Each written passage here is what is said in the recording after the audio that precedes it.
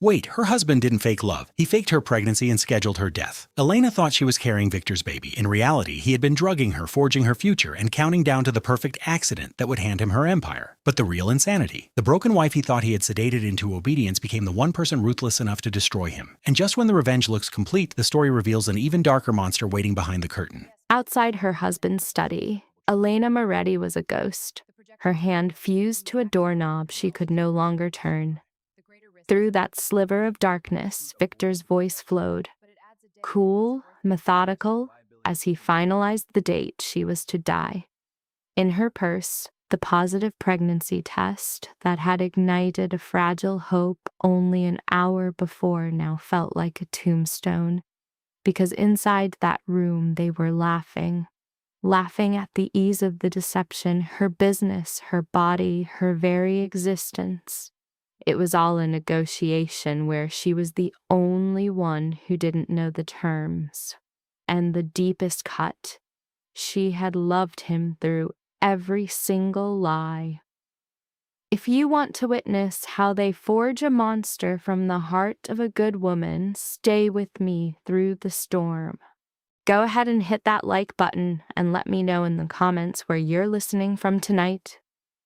That October evening, the sky wept over Boston, a torrent that made the old cobblestones gleam like obsidian traps. Elena Moretti became one with the shadows of the townhouse, a coat soaked through to the skin, her breaths coming in ragged little bursts that had nothing to do with the chill. She wasn't supposed to be here. She was meant to be across the river in Cambridge, enduring another meal where her sister Maria would probe gently about the shadows under her eyes. The weight she'd shed, the tremor in her hands when she thought no one was watching.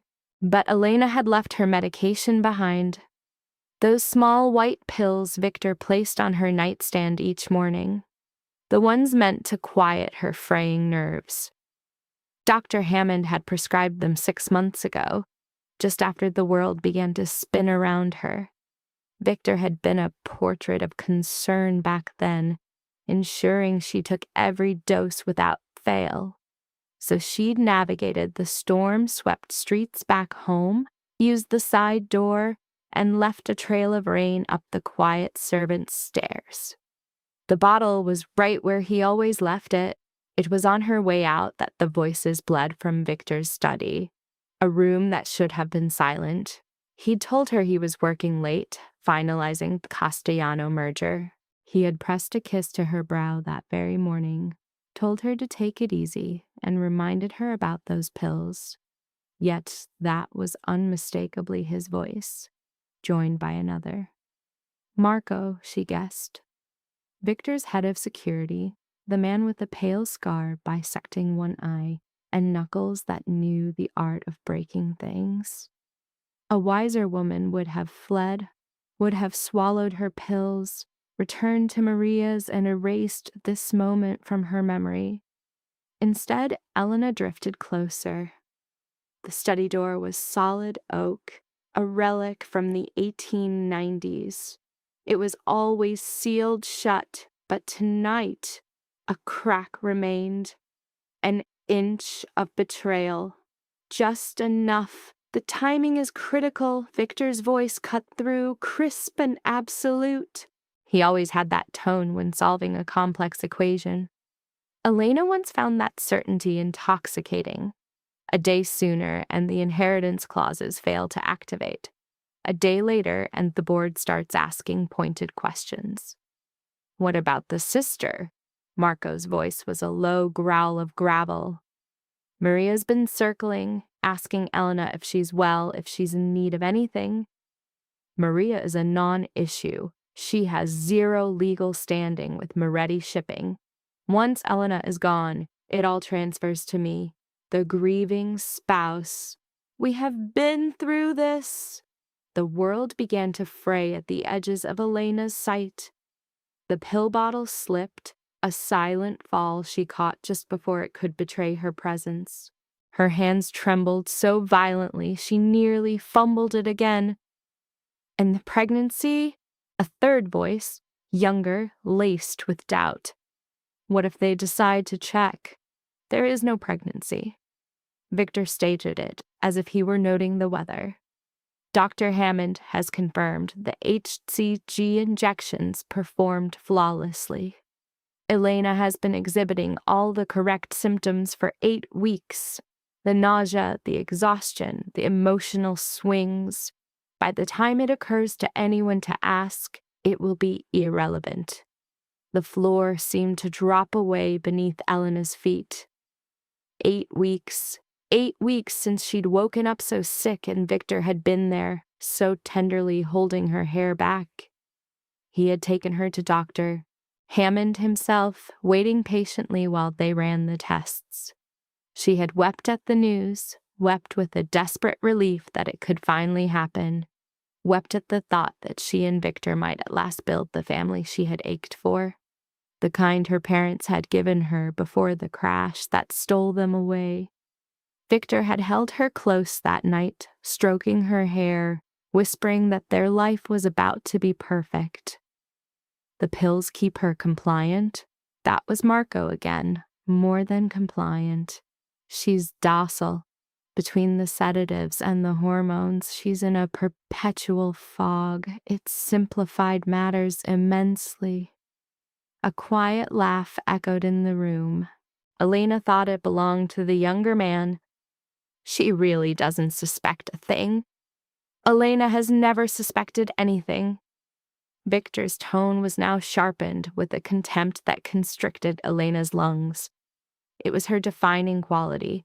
Sweet, naive Elena Moretti, barely 24 years old, orphaned at 22, and burdened with the shipping empire she was utterly incapable of managing.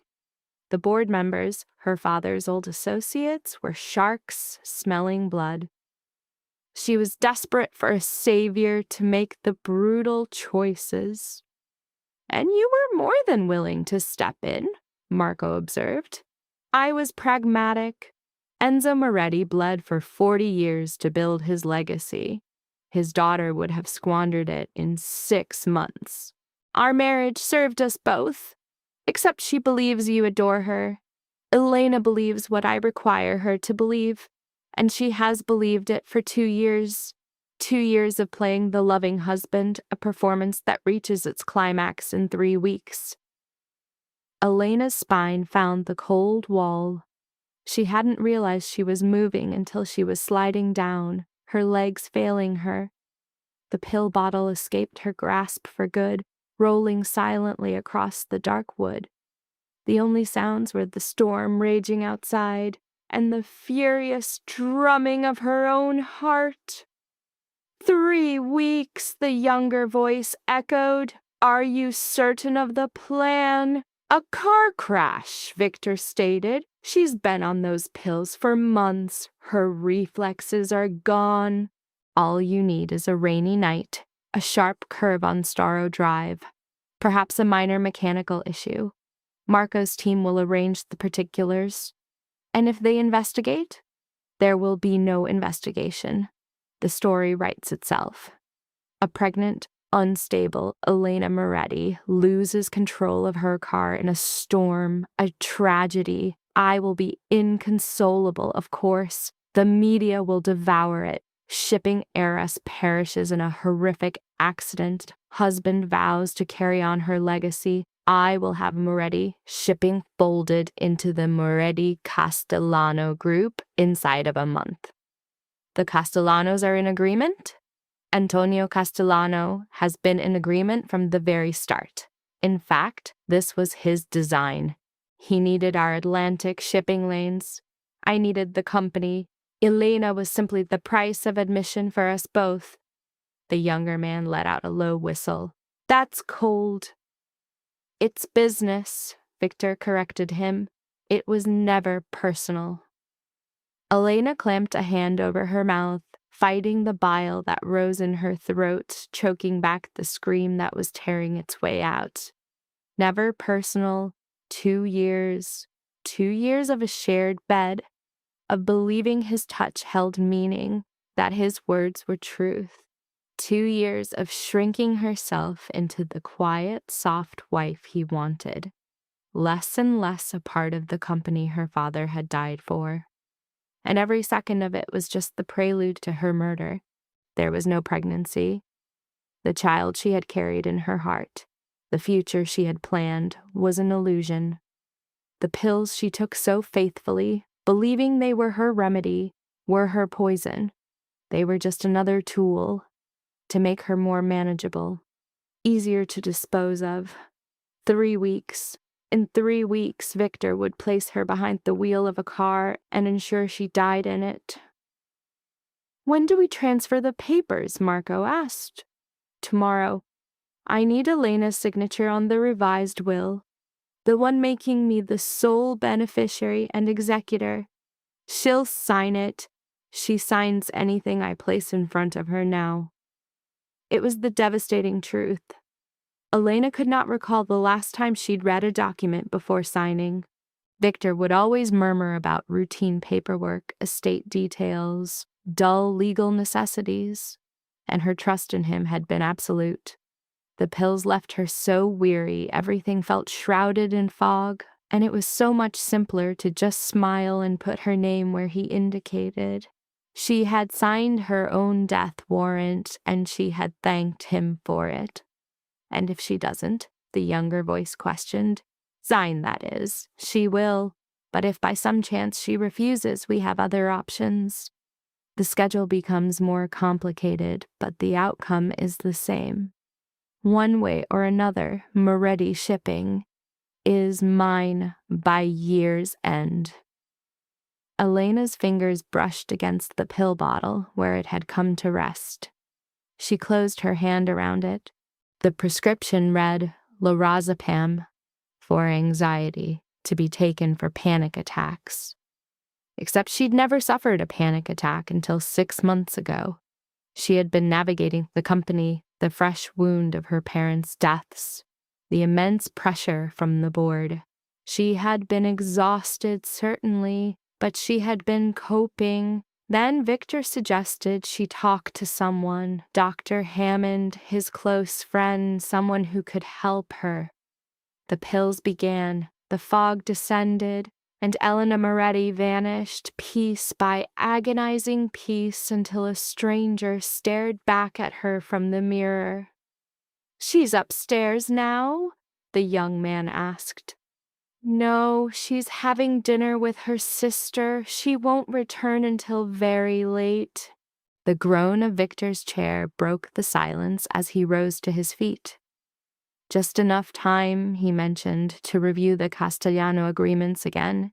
Antonio's obsession with the rote divisions after the merger."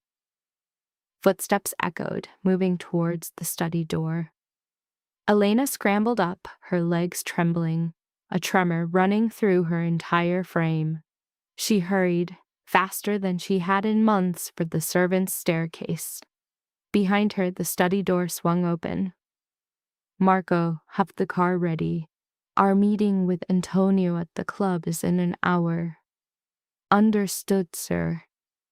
Elena reached the landing, melting back into the darkness as she heard them moving through the house below. Victor's footsteps were confident, a familiar rhythm of ownership, with Marco's heavier tread just behind. The front door opened, then shut. An engine rumbled to life in the drive, and then a profound quiet. Elena waited, counting to 100, then 200. Certain they were gone, she descended the stairs on legs that felt alien to her. She returned to the study, pushing the door wide. The air was thick with Victor's cologne and the scent of old leather. His desk was a massive mahogany throne covered in orderly piles of paper and a laptop, certainly password protected. The walls held books he would never read and photos from their wedding day. Elena, radiant in white, smiling as if she still believed in fantasies. Victor beside her, hand possessively on her waist, his smile a perfect mask. She stared at the photograph for a long, quiet moment, before turning to the desk drawers. The first 3 were securely locked. The fourth, however, slid open. Inside were files, their tabs bearing names she knew: Moretti Shipping, Castellana Group, and others that were foreign to her. She laid them out across the desk's surface: projections of revenue, merger schedules, plans for route acquisitions. And there, buried beneath it all, was a folder labeled simply E.M. Estate. Elena opened it.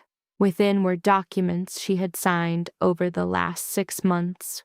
A new will, a power of attorney, agreements of transfer, page after page marked with her own hand. Each signature was a nail in her coffin, legally binding. Each one had methodically stripped away another piece of her autonomy. At the very bottom lay a document she had not yet signed, the one Victor had spoken of, the final will, naming him the sole inheritor of everything she possessed. A small, sticky note was attached. Have E. sign by October 15th. Today was the 8th of October, 1 week. He had been arranging to secure her signature in just 1 week. Elena collapsed into Victor's chair, the leather still holding the warmth of the man who had just been discussing her death. She stared at the papers, at her own name, at the life she thought was hers. It was all a carefully constructed lie. Every single kiss, every touch, every whispered vow. The way he had proposed at her parents' funeral, promising she would never have to face the world by herself. The way he had assumed control of company meetings when grief left her unable to think. The way he had assured her the pills were making her better. That Dr. Hammond was a good man, that it would all be all right. Deceptions? All of it. Elena noticed her hands were no longer shaking. The tremor, a constant companion for months that had left her feeling frail and lost, had vanished. She gazed at the pill bottle in her hand, then rose, walked to the private bathroom, and emptied every last tablet into the toilet. She watched them spiral down into the water, flushing them away just as they had intended to flush her away. The woman in the mirror seemed altered, her features sharper. The fog in her mind was already clearing, or perhaps it was something more. Perhaps it was the cold realization of exactly where she stood. A dead woman walking. That's who she was, and had been for months, maybe even longer. But she was not gone yet. Elena returned to the study, took out her phone, and captured images of every document in that file. Every signature, every clause, every piece of proof detailing how Victor had systematically dismantled her life. She then restored everything to its original place. By the time she finished, her hands were steady, her thoughts clearer than they had been in half a year. She locked his study, went upstairs to the bedroom she shared with her husband, and packed a single bag. She took only clothing, cash, and her passport, leaving the jewels Victor had gifted her. The credit cards were tied to accounts he monitored. She took her mother's wedding band, the only piece of her parents she kept with her, and she took the bottle of prenatal vitamins from the nightstand, the ones Dr. Hammond had prescribed for a pregnancy that never was. Elena paused in the doorway, looking back at the life she was abandoning. The king-size bed with its silk sheets. The walk-in closet filled with outfits Victor had approved. The vanity where she sat each morning, swallowing the pills that kept her docile. How foolish she had been. How trusting. Not anymore. Elena switched off the lights and walked out. She drove to a hotel on the other side of the city, paid for a room in cash, and left her phone off. She sat on the edge of the bed and allowed herself to feel everything. The sting of betrayal, the searing rage, and the deep, chilling terror of how close she had come to death without ever understanding why. Then she opened her laptop and began to search for a name. Adrian Keller, Victor's chief rival, the man who had been attempting to acquire Moretti Shipping right before Victor appeared with a marriage proposal, the one Victor had outwitted, humiliated, and defeated. If any man alive wanted to witness Victor Moretti's ruin, it was Adrian Keller. Elena located his company's website, Keller Maritime. Based in New York, import-export, shipping lines spanning Europe and Asia, smaller than Moretti Shipping, but expanding. She discovered his email address in a press release dated 3 years prior, and then, at 2 a.m, as rain lashed against the hotel windows and her entire world lay in ruins, Elena Moretti composed a message to a man she had never met. Mr. Keller, my name is Elena Moretti. In 3 weeks, my husband plans to murder me and seize my company. I have evidence. If you have any interest in destroying him, meet with me tomorrow. I will show you everything. E.M. She sent the email before doubt could stop her. Then she lay on the bed, staring at the ceiling, and waited for the remnants of her old life to burn away. By morning, Adrian Keller had replied. The message was brief. An address in South Boston and a time, 2 p.m. Elena arrived early. The warehouse was precisely the sort of place that would have filled her with dread just a week ago. Crumbling brick, shattered windows, the air tasting of salt water and rust. She parked in the deserted lot, took the folder of photographs she had printed at an all-night copy center, and stepped inside. Adrian Keller was waiting in what had likely once been an office. His back was to her as he gazed out a grimy window overlooking the harbor. Mrs. Moretti. He didn't turn. You're either incredibly brave or incredibly desperate. Both, Elena replied. Her answer made him face her. He was younger than she had imagined, perhaps 35, with dark hair and eyes that seemed to see everything. He wore a suit that likely cost more than her car, and he regarded her like a complex problem he intended to solve. You mentioned you have proof. Elena let the folder fall onto the rusted desk between them. Everything. Documents detailing his asset transfers, a statement from the doctor who fabricated my pregnancy, financials connecting him to the Castellano Group. He's planning to stage an accident 3 weeks from now, perhaps sooner. Adrian took the folder, leafing through the pages. His face remained a mask, but a flicker of something showed in his eyes. It could have been interest or calculation. Why bring this to me? Because you despise him, Elena stated plainly. Because he stole something from you, and now he is trying to steal everything from me.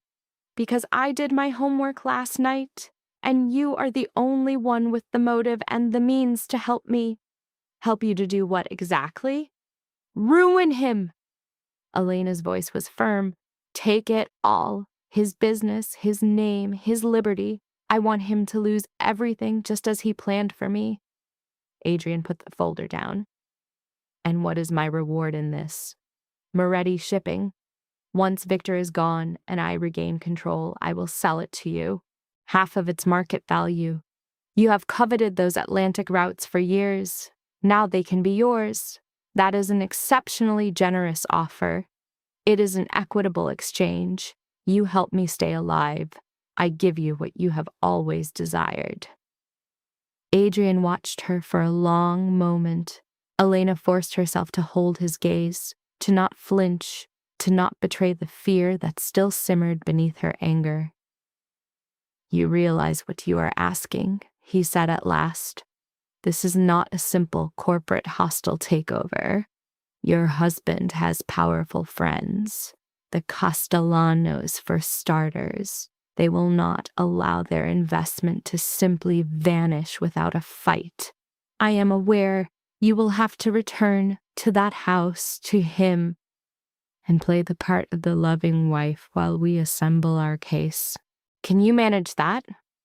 Elena remembered the pills swirling in the toilet, the fog dissipating, the woman she had been for 2 years, soft, naive, and half asleep.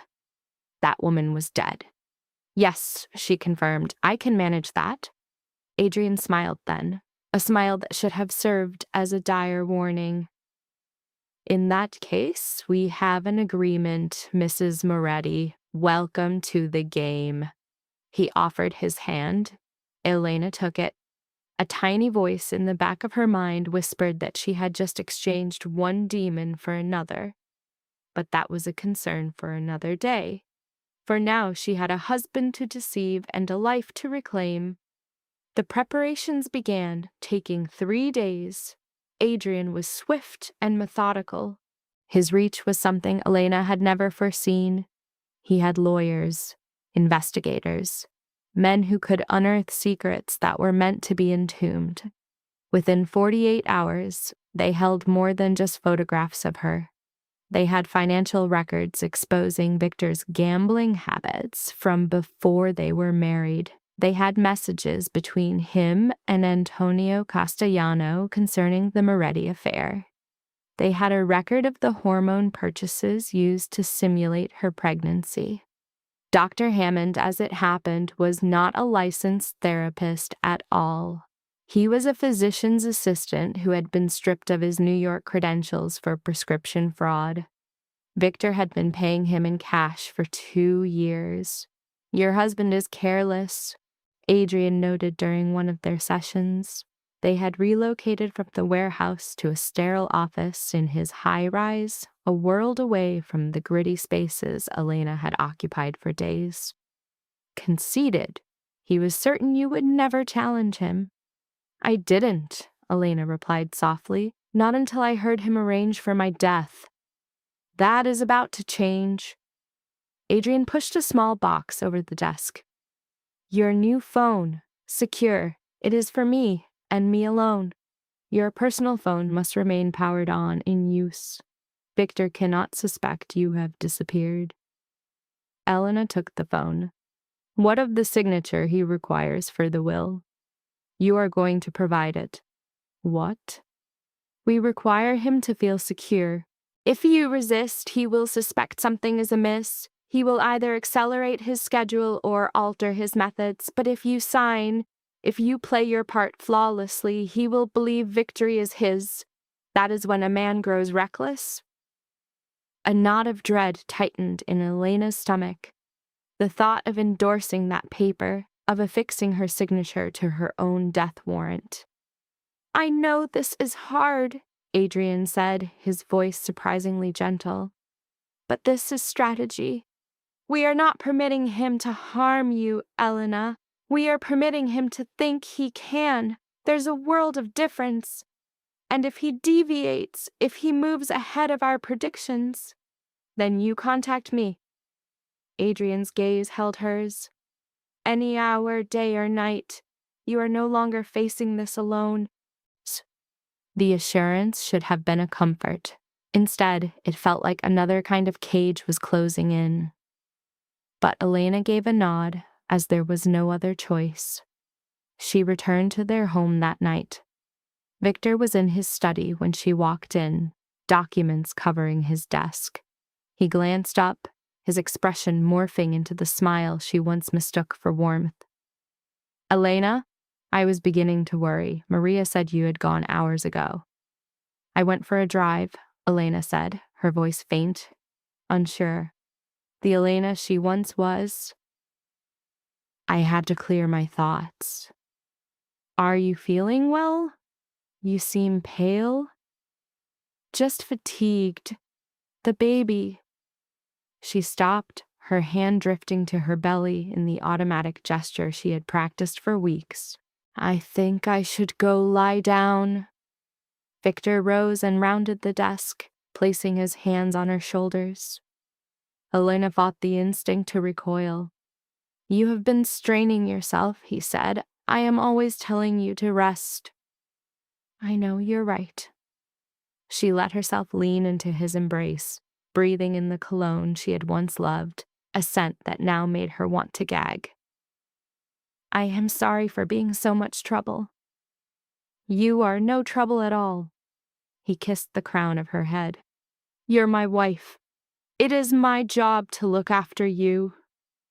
The lie slipped out so naturally, so perfectly smooth. Ilona pulled away with a weak smile. I should have my pill. I forgot to take it this morning. A flicker of something crossed Victor's features. Approval, perhaps. I put them on the nightstand. Be sure you have something to eat. I will. She ascended the stairs, locked herself inside the bathroom, and dry heaved over the bowl until her sides ached. She then splashed water on her face, met her own gaze in the mirror, and whispered, 3 weeks. She could endure this for 3 weeks. She sent the pill down the drain, flushing it after the others, and went downstairs to give the performance of a lifetime. The subsequent 2 weeks were an exhibition in the art of deceit. Elena smiled when Victor demanded it. She signed the will he presented, her hand shaking with just enough authenticity, and she observed his quiet satisfaction as he put it away. She endured dinners with the Castellanos, remaining silent while Antonio and Victor talked of shipping lanes and revenue. The perfect doting wife with no mind for business. The nights were for Adrian. They gathered evidence, constructed the legal framework, and traced every person in Victor's web, every hidden account, every fabricated story. Adrian's attorneys prepared papers that would strip Victor of his assets the instant Elena gave the signal. The timing is critical, Adrian cautioned during a late meeting. If we strike too soon, he will tie this up in court for years. Too late, and you are gone. We must find the perfect opening. Which is when? When he is certain he has won. When his defenses are completely gone. Elena saw the logic. It was the very tactic Victor employed on her. Lull the prey into a false calm, then deliver the blow when they least expect it. She was becoming just like him. The realization should have filled her with horror. Instead, it felt like gaining power. There is something else, Adrian mentioned one night, a week before the scheduled accident. They were in his office again, with the city lights spread far below them. Something you must grasp. What is it? When this concludes, when Victor is finished and you reclaim your company, you will not be the one to run it. Elena froze. What are you talking about? You are 24 years old. You have no experience, no preparation. The board has little respect for you, even with Victor manipulating them. Once he is gone and this becomes public, they will tear you to pieces. So what is my option? Simply give it all to you. That was our agreement. The agreement was for me to sell to you, not to simply vanish. Adrian leaned back, observing her. You have changed since we first met in that warehouse. You are more formidable now. I stopped ingesting the pills that made me a ghost. Of course I am. It is more than just that. He rose, walking to the window. You have rage. Good. Wield it, but do not let it obscure reality. Moretti shipping requires a steady hand at the helm. That is not you. Not for now. His words stung with the weight of truth. Elena had spent 2 years as a figurehead, managed and directed, the heiress who signed on the dotted line. She understood nothing of leading a global shipping firm, but she could be taught. After, she replied, after Victor is handled, I will address it then. Adrian turned, and an unease settled over her at his expression. Fair enough. They returned to their plans, but the conversation lingered. A reminder that even with Victor gone, she would only be trading one keeper for another. But survival had to come first. The night before the staged event, Elena found no rest. She lay beside Victor, hearing him breathe, pondering if he dreamt of her funeral, of the statements he would make, the false tears he would shed, the empire he would inherit. At 3 a.m, she slipped out of bed and went downstairs. The house was still and black. She lingered in the kitchen, her eyes fixed on the garden her mother had once tended, now a wild and neglected space. The encrypted phone buzzed. "Are you ready for what comes tomorrow?" It was Adrian. Elena typed her reply. "As ready as I will ever be. Remember, you are the one in charge. He believes he is the hunter. He is blind to the fact that you are the one who has set the trap." She set the phone down and went back to their bed. Victor moved as she slid beneath the blankets. "Can't sleep?" "No." Elena allowed her voice to tremble, to sound afraid. "I am having terrible dreams." "About what?" "Dying." Victor enfolded her in his arms, and she felt his smile in her hair. "You are not going to die, Elena. I give you my word." The falsehood was so casual, so easy. Elena shut her eyes and counted down the hours until this would all be finished. For better or worse. The morning arrived far too quickly. Elena awoke to find Victor already dressed, fixing his tie in the reflection. He saw her watching and offered the smile she now knew was a performance. "A significant day," he said. "The Castellano deals are being concluded. I expect to be done by 6 o'clock. Then we can have a quiet dinner, just us." "That sounds lovely," Elena replied, sitting up with deliberate fragility. "I have my appointment with Dr. Hammond at 2 o'clock. "Of course, the checkup." Victor approached the bed, kissing her forehead. "Call me afterward. Tell me how you and our baby are." The baby who did not exist. The appointment that was surely a piece of the puzzle he needed for his accident claim. Elena nodded, saw him depart, heard his steps on the stairs, the door shutting, his car driving off. Then she took out the secure phone. Adrian responded on the reversed ring. "He has just left?" "Yes, he thinks I have a medical appointment at 2 o'clock. "Perfect. That gives us the entire afternoon. Marco is already in place. We have him under surveillance. The second he connects with his mechanic, we will have all the proof we need." Yelena's hands clenched the phone. "And if things do not go as planned?" "Nothing will go wrong. Have faith in me." Faith. The word was shattered for her now, but she had no alternative. She got dressed and drove to the office building where Adrian waited.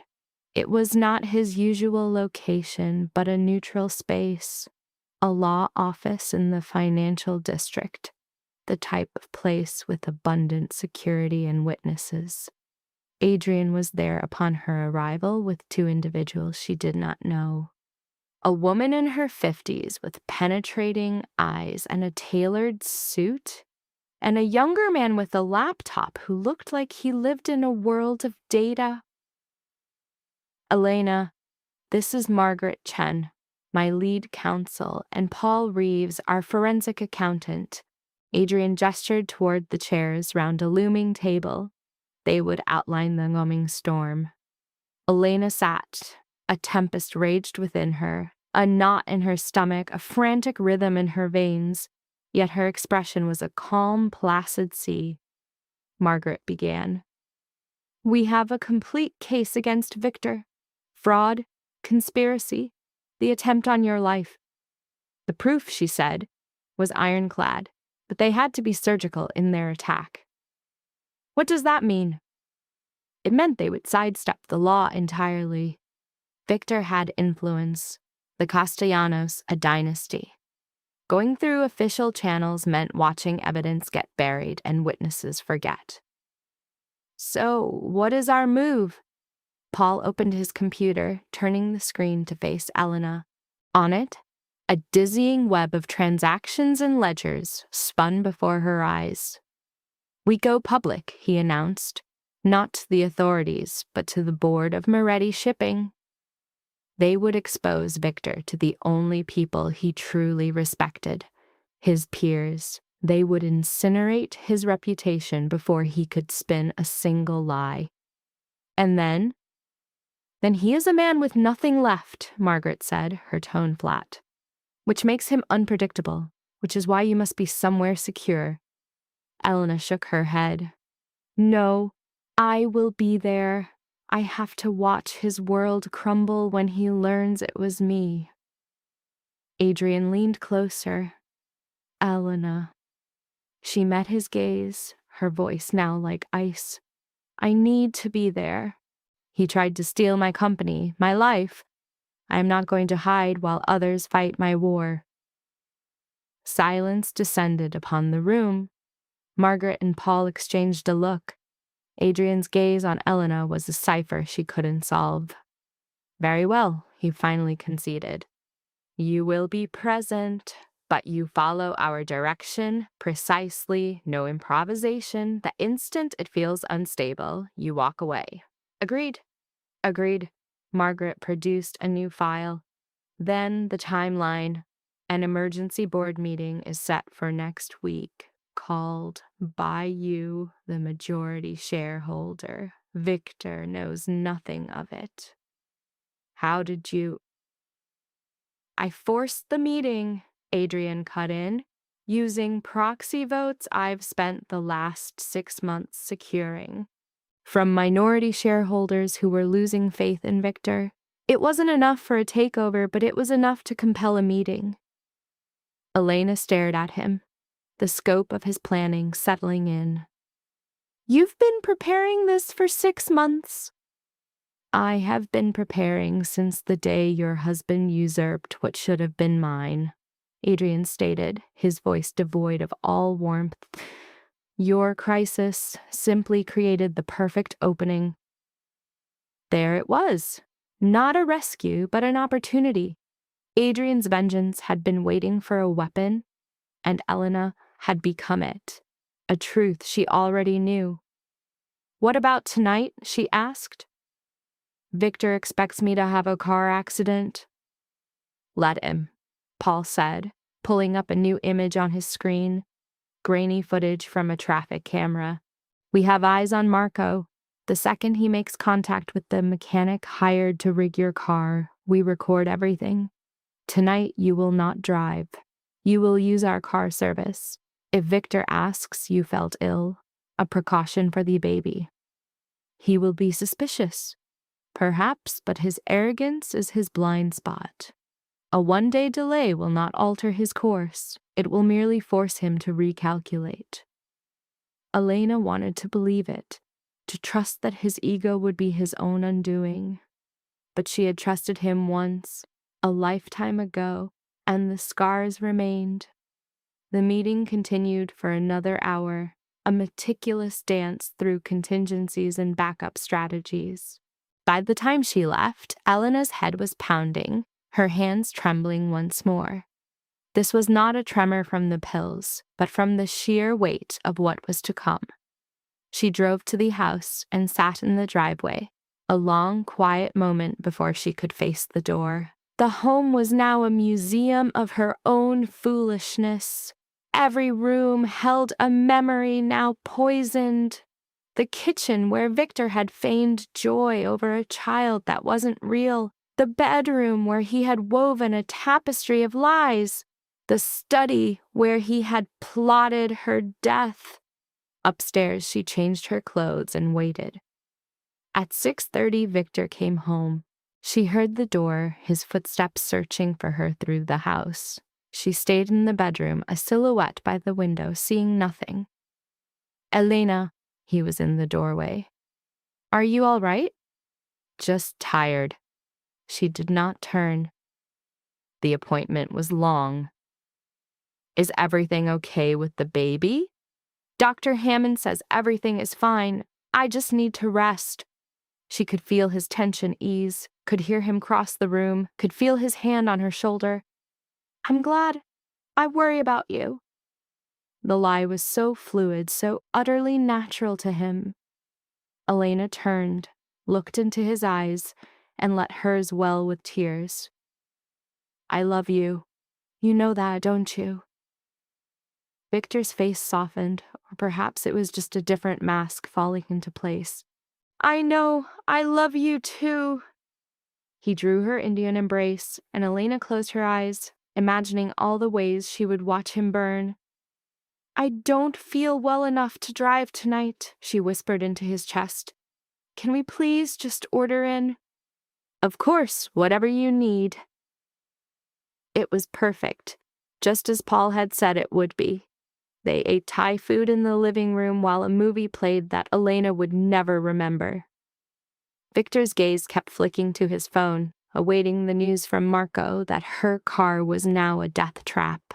But the message he waited for would never arrive. Because Marco was being watched, documented, recorded, every text, every call, every move was another nail in the coffin they were building for Victor. At 10 o'clock, Elena faked a yawn. I think I'll go to bed. I'll be up soon, just have to clear some emails. She went to her room, locked the door, and took out the encrypted phone. Status, she sent to Adrian. The reply came back instantly. Marco made contact at 4:47 p.m. Mechanic confirmed payment. We have video, audio, financial transaction. It's done. Elena sat on the bed, the words glowing in the dark. It's done. She finally had it. Undeniable proof that her husband had paid for her death. Relief should have been a tidal wave. Instead, all she felt was an Arctic cold. Board meeting is set for Friday, came Adrian's next message. 3 days. Can you maintain this for that long? 3 days of this performance. 3 nights sleeping beside a man who wanted her dead. 3 days of a role she had perfected over 2 long years. Yes, she typed. I can do 3 days. Good. Get some rest. You're going to need it. Elena put the phone away and slid beneath the covers. An hour later, Victor came to bed. He wrapped an arm around her waist as he always did, pulling her close as if he truly cared.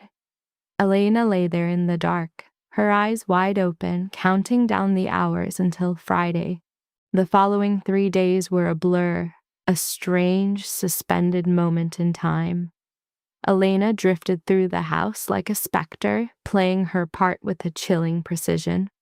She returned Victor's smiles. She ate what he offered. She took the fake prenatal pills and feigned rest while he worked. And each night, after his breathing deepened into sleep, she conferred with Adrian's team. They ran through her statement for the board, rehearsing her tone, her timing, the exact second she would unleash the evidence that would bring her husband to ruin. Margaret coached her to remain detached, to let strategy conquer emotion.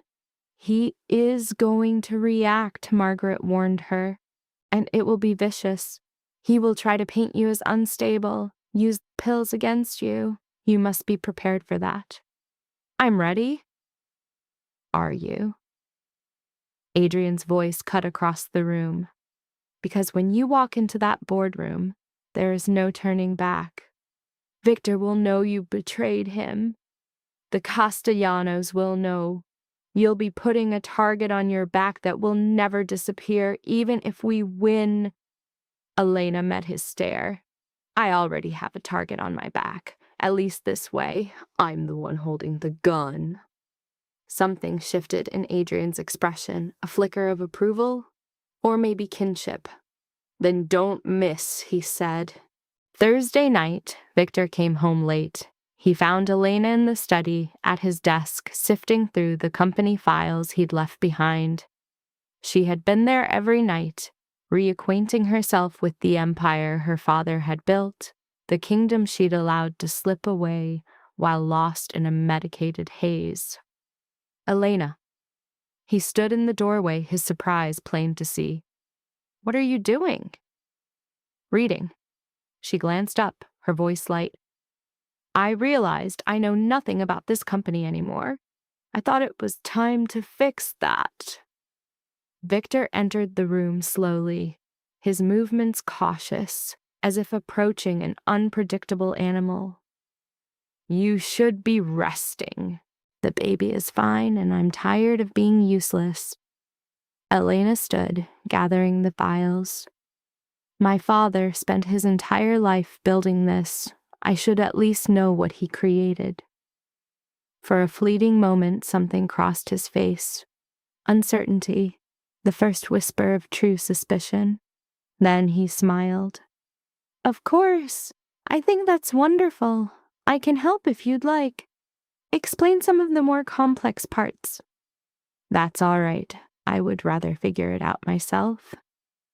She walked past him, the documents clutched in her hands, and felt his eyes burn into her back the whole way up the stairs. That night, Victor did not sleep. Elena could feel him beside her, wide awake, his mind racing, trying to calculate what had changed. Let the uncertainty consume him, she mused. Let him taste the same bitter dread she had been forced to swallow. Friday dawned beneath a weeping slate-gray sky. Elena armored herself in a navy suit that had belonged to her mother, the one piece of her old life she'd salvaged from the haze of pills and the slow erosion of her soul. Hair-pinned, makeup a whisper, pearl earrings like small, hard truths. She was an heiress, not a pretty ornament. Victor was already downstairs. He glanced at her, his brow furrowing. You look sharp. Any plans? A board meeting, she replied, her voice smooth as she poured coffee. An emergency session. Did I forget to mention it? A stillness fell over Victor. No, you did not. My mistake. It was a last-minute affair. A few minority shareholders got spooked about the quarterly projections. She sipped her coffee, her eyes watching him over the cup's rim. It's likely nothing. Who requested the meeting? I'm not entirely sure. Margaret Chen's office contacted mine yesterday, called it urgent. A muscle in Victor's jaw leaped. Margaret Chen is counsel for Adrian Keller. Is that so? I had no idea. Elena placed her cup down. Is that a problem? No, not at all. But he was already turning away, his phone in hand, his voice a low, frantic hiss as he made his calls, desperate to learn what was unfolding. Elena drank her coffee, took her bag, and walked to the door. Elena! Victor's hand shot out, grabbing her arm. I'll go with you. That isn't necessary. I'm going. His grip was a vice, promising a bruise. Elena's gaze dropped to his hand, then lifted to his face, where she saw something she'd never seen before. Not the mask, not the performance. She saw fear. Very well, she said, her voice a quiet surrender. We'll go together. The drive was a silent war, his knuckles white on the steering wheel as Elena watched the rain-slicked city slide by. Ahead, the Moretti shipping tower loomed, a monument of glass and steel, her father's legacy made tangible. The boardroom was on the highest floor. She had only been there once since her father passed, for the meeting that crowned Victor, acting CEO. She'd been a silent shadow in the corner as old men decided the fate of her birthright. But not today. The room was tense, already filled with the board members, men in costly suits who had known her since childhood. Antonio Castellano, a silver-haired shark, sat at the table's far end. Adrian Keller stood by the windows, a silhouette against the storm. His head turned as Elena entered, and their eyes locked for a heartbeat.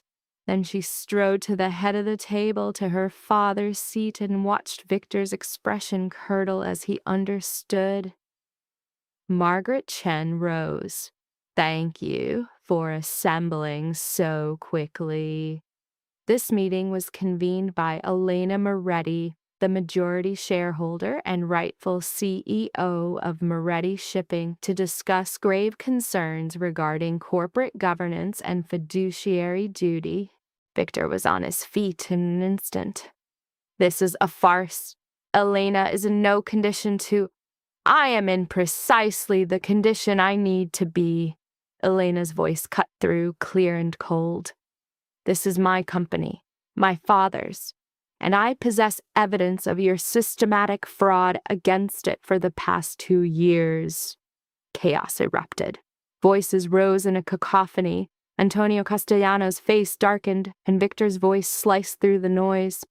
"This is madness. Elena, you're unwell. The stress of the pregnancy—" "There is no pregnancy." A silence fell, as sharp and final as a blade. Elena stood, opened the folder she carried, and began sliding copies down the long, polished table. "Victor has been paying a disgraced doctor to inject me with hormones that mimic the symptoms of pregnancy. His goal was to portray me as emotionally volatile, easier to control, and eventually easier to remove. That is a monstrous lie." Victor's voice was like iron. "Elena has been on prescribed anxiety medication. Dr. Stephen Hammond lost his license to practice in New York 3 years ago for prescription fraud." Margaret's voice interjected cleanly.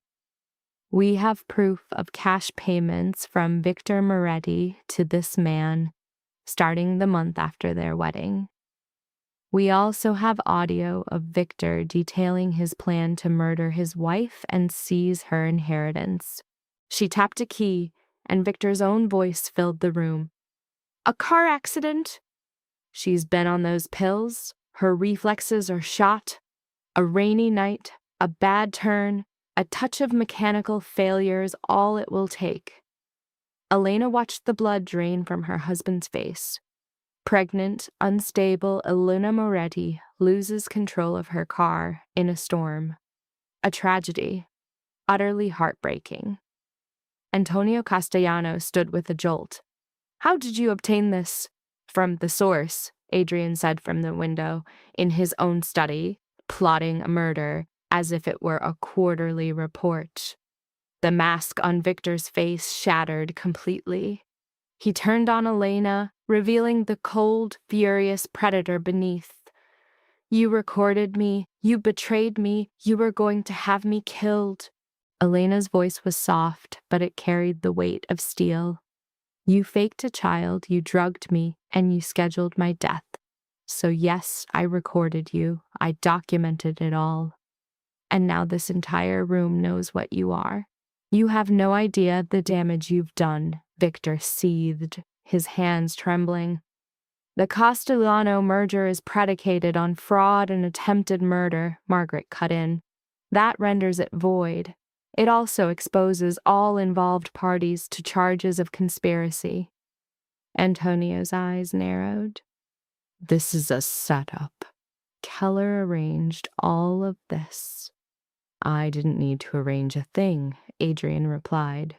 "Victor served me everything I needed the moment he chose murder over divorce. I'm simply here for the bonfire." The room exploded into accusations, the board demanding explanations, Antonio and Victor scrambling for control, while Margaret calmly distributed more proof: bank records, emails, wire transfers. Through the tempest, Elena sat at the head of the table watching the architecture of her husband's life collapse. Security had to clear the room. Victor was led out, still shouting, still weaving his lies.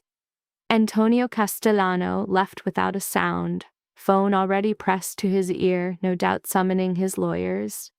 The board filed out, stunned and silent, none of them meeting Elena's gaze, until only she, Adrian, and Margaret remained.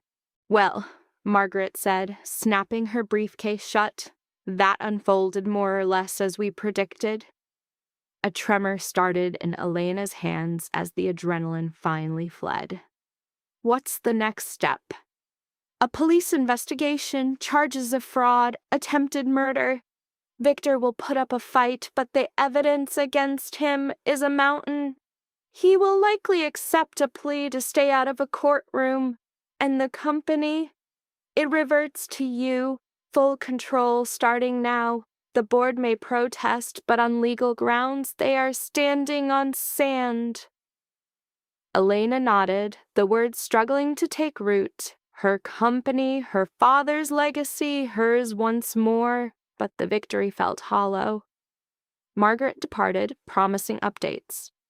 Adrian lingered, returning to his post at the window, observing the city below. "You held your nerve in there," he commented. "I wasn't certain you could." "Neither was I." "But you did. And now you have what you came for." Elena studied him, saw the satisfaction etched on his face, and a familiar chill settled deep in her bones. "What is your price, Adrian?" He turned, his gaze meeting hers. "The price we discussed, Moretti shipping for 50 cents on the dollar. And what if I decline?" "Then you'll be at the helm of a company you don't understand, with a board that holds you in contempt, surrounded by enemies who now know you will annihilate anyone in your path. Victor had many powerful friends, Elena. They won't forgive what happened here today. So I'm to surrender it? Let you claim what my father built?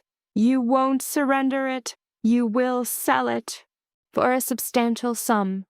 In exchange, I offered the guidance and the shield you will desperately need to weather the storm that is coming." A muscle in Elena's jaw clenched. "You orchestrated this.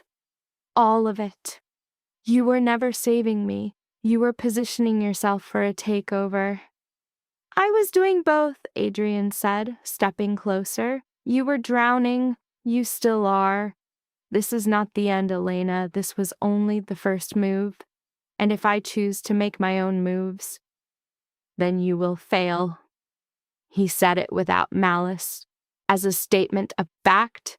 "You are intelligent. You are vicious when necessary. But you are not prepared for this world. Not on your own." The words were a sting of truth. She had toppled Victor, but only with the weapons Adrian had forged for her.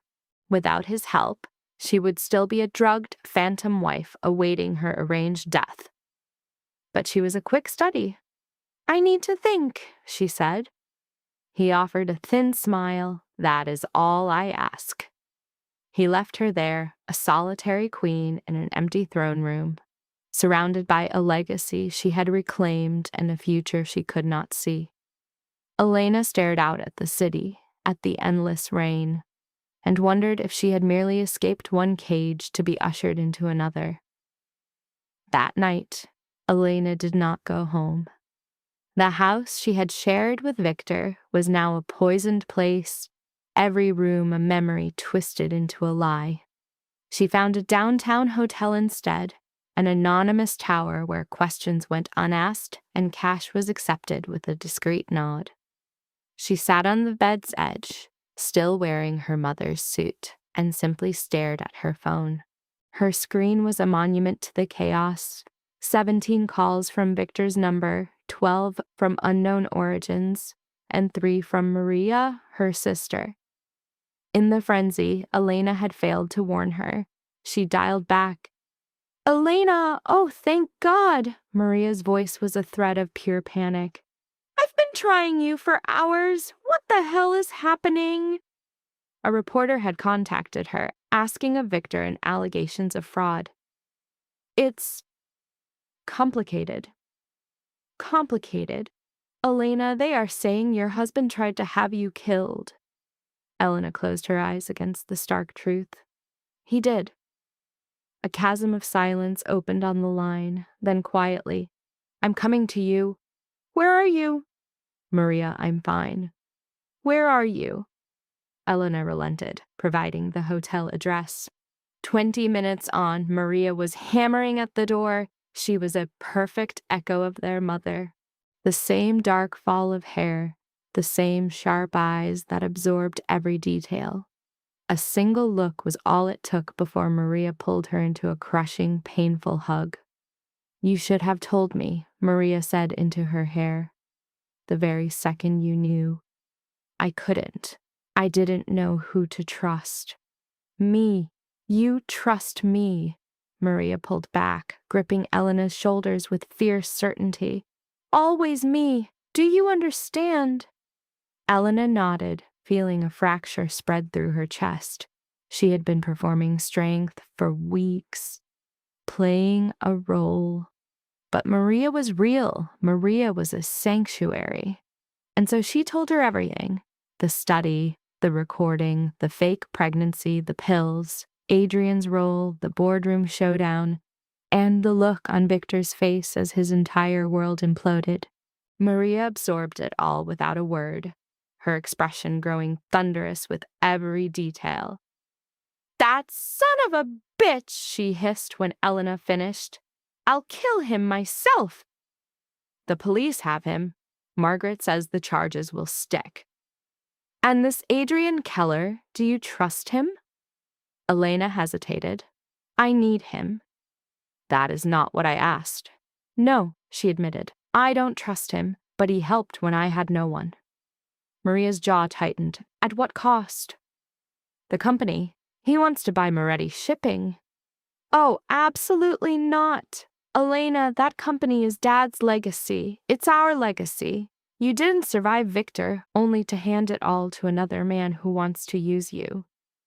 "I don't know how to run it." "Victor was right about that much." "Then you learn," Maria countered, grabbing Elena's hands. "You're 24, not dead. You have time to figure it out, and you have me. I may not know shipping lanes, but I know business, and I know when you're being played."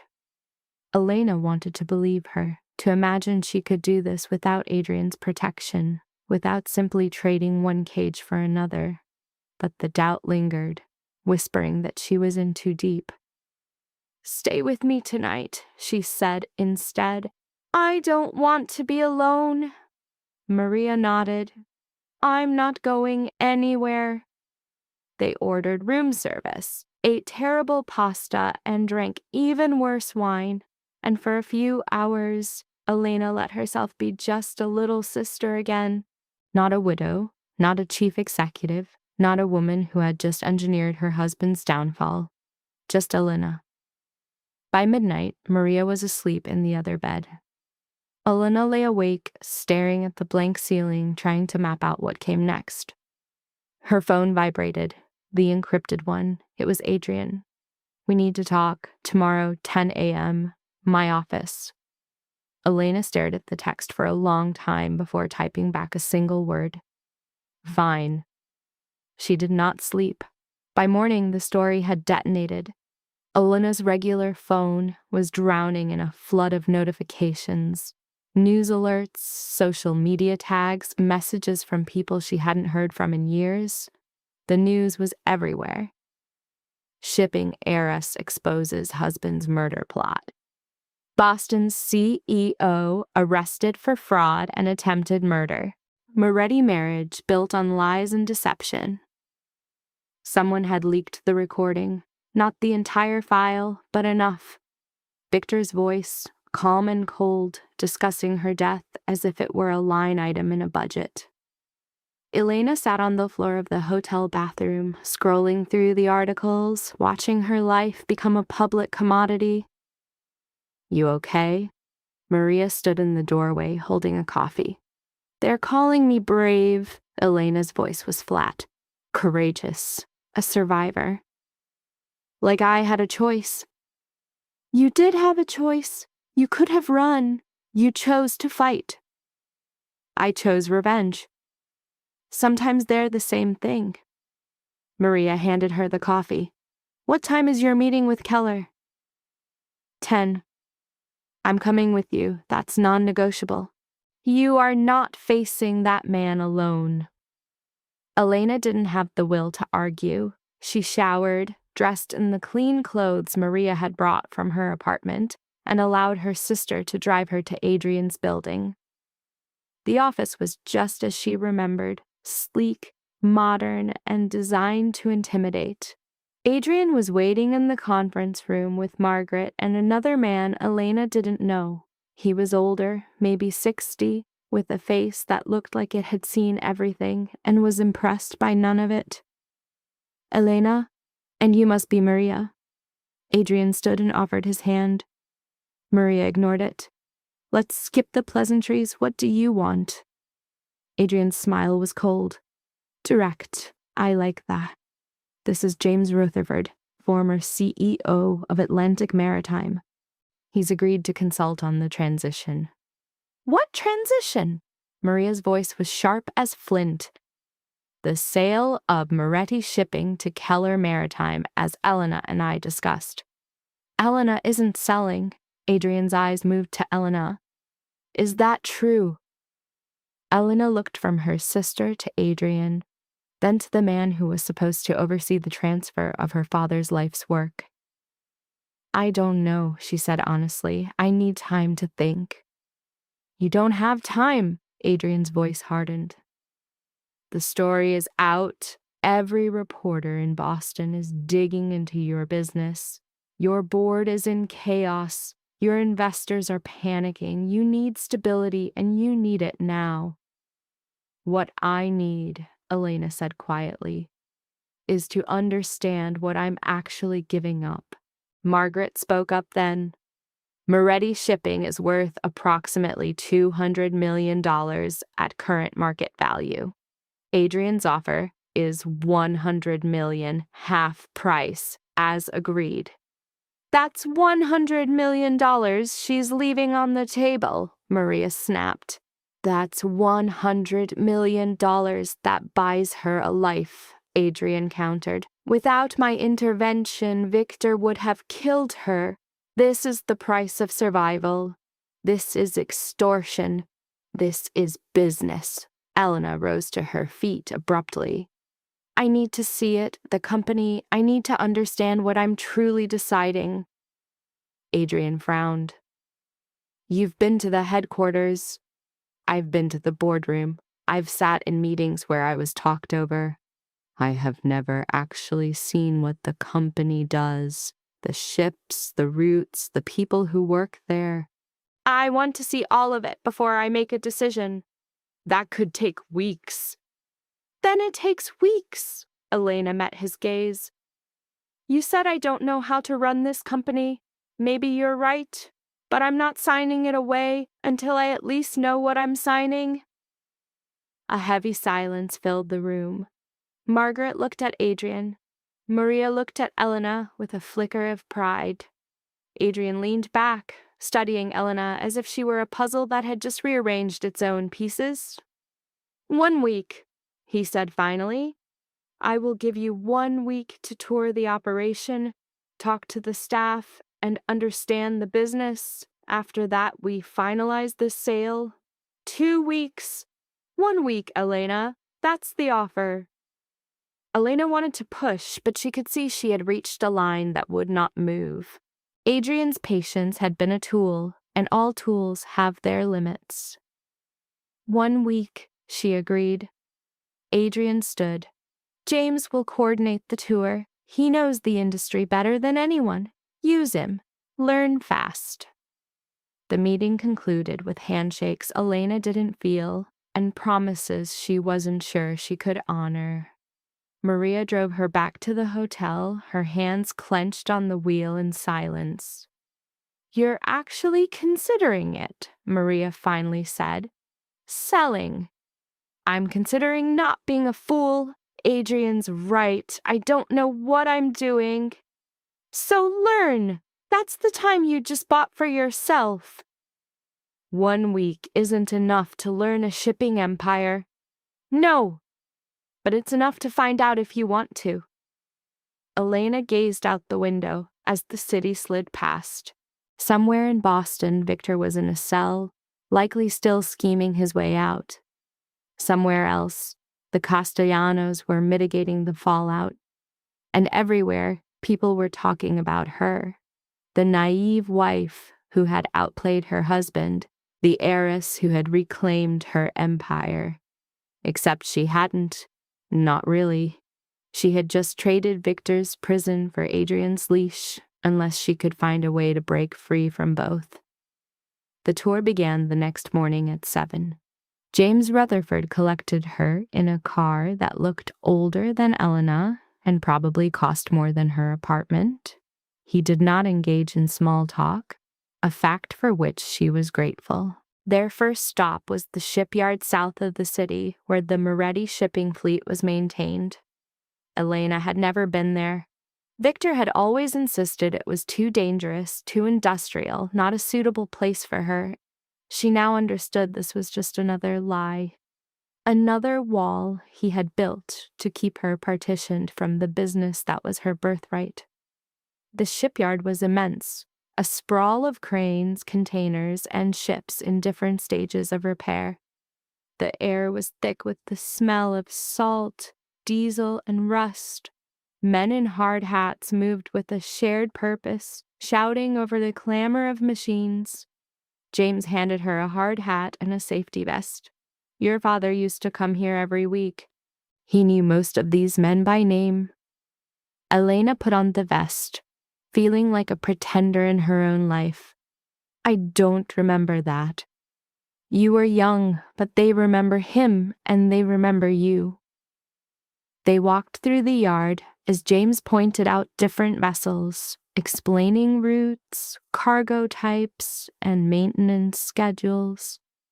Elena tried to absorb it all, but it was overwhelming, a language she had never been taught, a world she had been deliberately kept from. A foreman approached them, an older man with a weathered face and kind eyes. Ms. Moretti, it is good to see you here. Thank you. I'm sorry, I don't... Dan Callahan, I worked with your father for 20 years. He glanced at James, then his eyes returned to Elena. We heard about your husband, about what he tried to do. I'm sorry for what you endured. Thank you. Your father would be proud of how you handled that. It took courage. A knot formed in Elena's throat. I'm not so sure. I am. Enzo Moretti forged this company from grit and sheer will. It seems you inherited both. Dan departed before Elena could answer. Surrounded by the steel and concrete of her father's legacy, she felt its immense weight settle upon her. He's not wrong, James murmured. Enzo was incredibly stubborn. He wouldn't sell even when the markets collapsed in 2008. Vowed Moretti Shipping would weather any storm. Did it just barely. He put up everything he owned, buried himself in debt. He could have lost everything, yet he battled through and the company endured. And now I'm thinking of selling it to Adrian Keller. James fell silent for a beat. May I speak frankly with you? Please. Keller is a predator, clever, merciless, and patient. He's been circling this company for years, sensing weakness. Your union with Victor was his first chance. Your flight was his second. He will acquire this company and dismantle it, keeping the lucrative parts and discarding the rest. And if I don't sell, then you face the fight of your entire life. The board holds you in contempt. Half are Victor's appointments.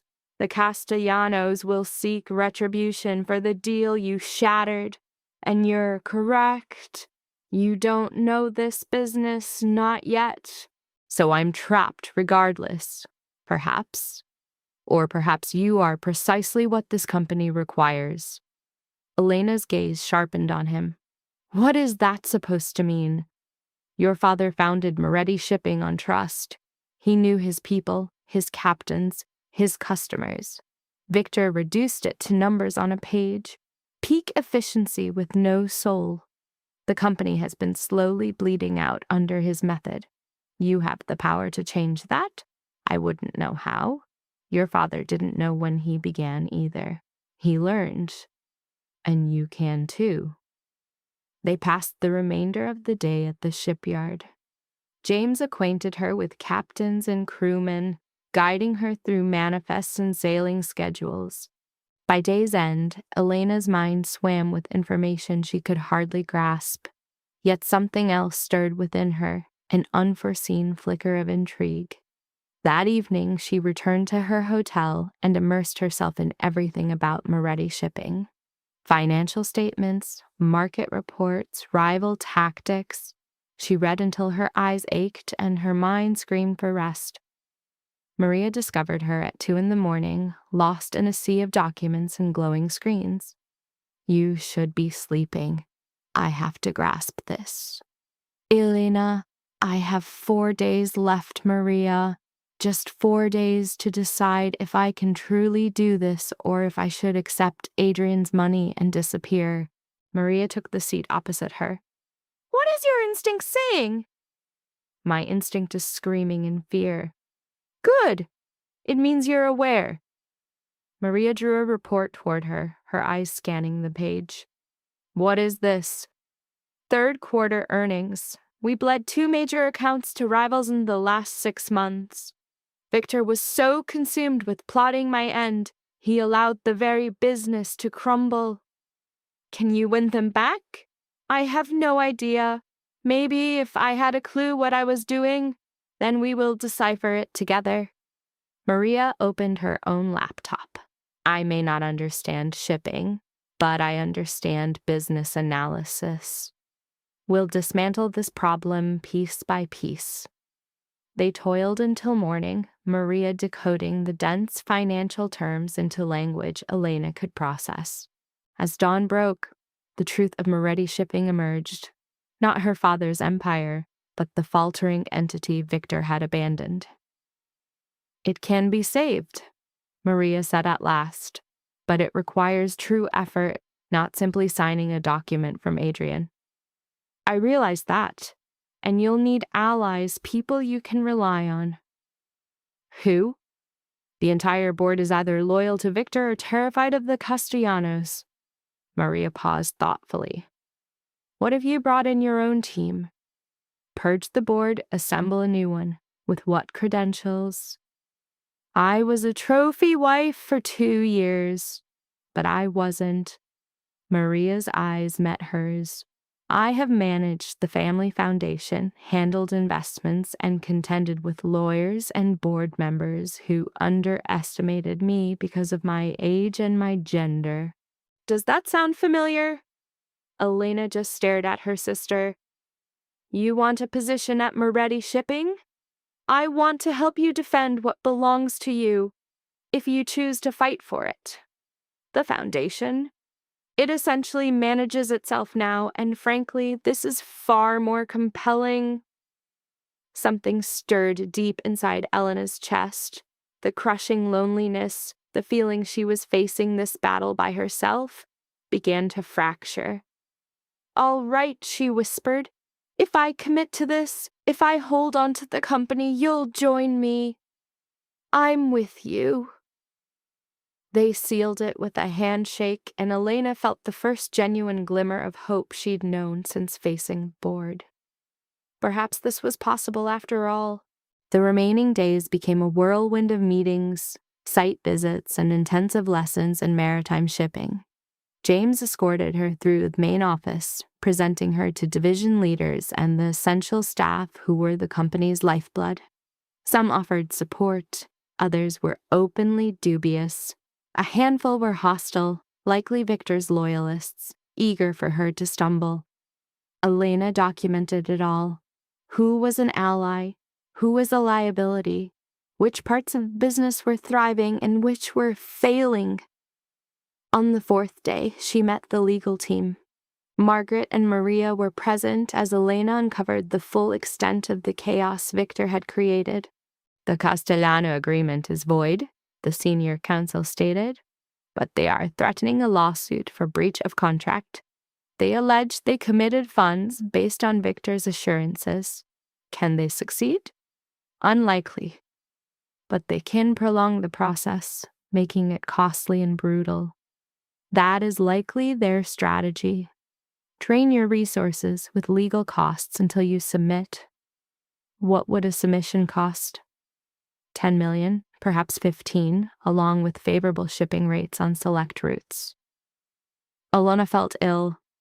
That's blackmail. That's commerce, the lawyer replied, his words a cold echo of Adrian's. What if we refuse? Then we engage in a fight that will take years and cost nearly as much. Either path costs you capital you likely do not have. Maria leaned in. What if we expose why the deal collapsed? Reveal the Castellanos' complicity in fraud and attempted homicide. The lawyer's expression shifted. That is an exceptionally dangerous move. The Castellanos possess powerful allies. Their retribution could exist far outside the courts. So we should just surrender, compensate them for their role in Victor's attempt on Elena's life? I am advising you to weigh every possibility.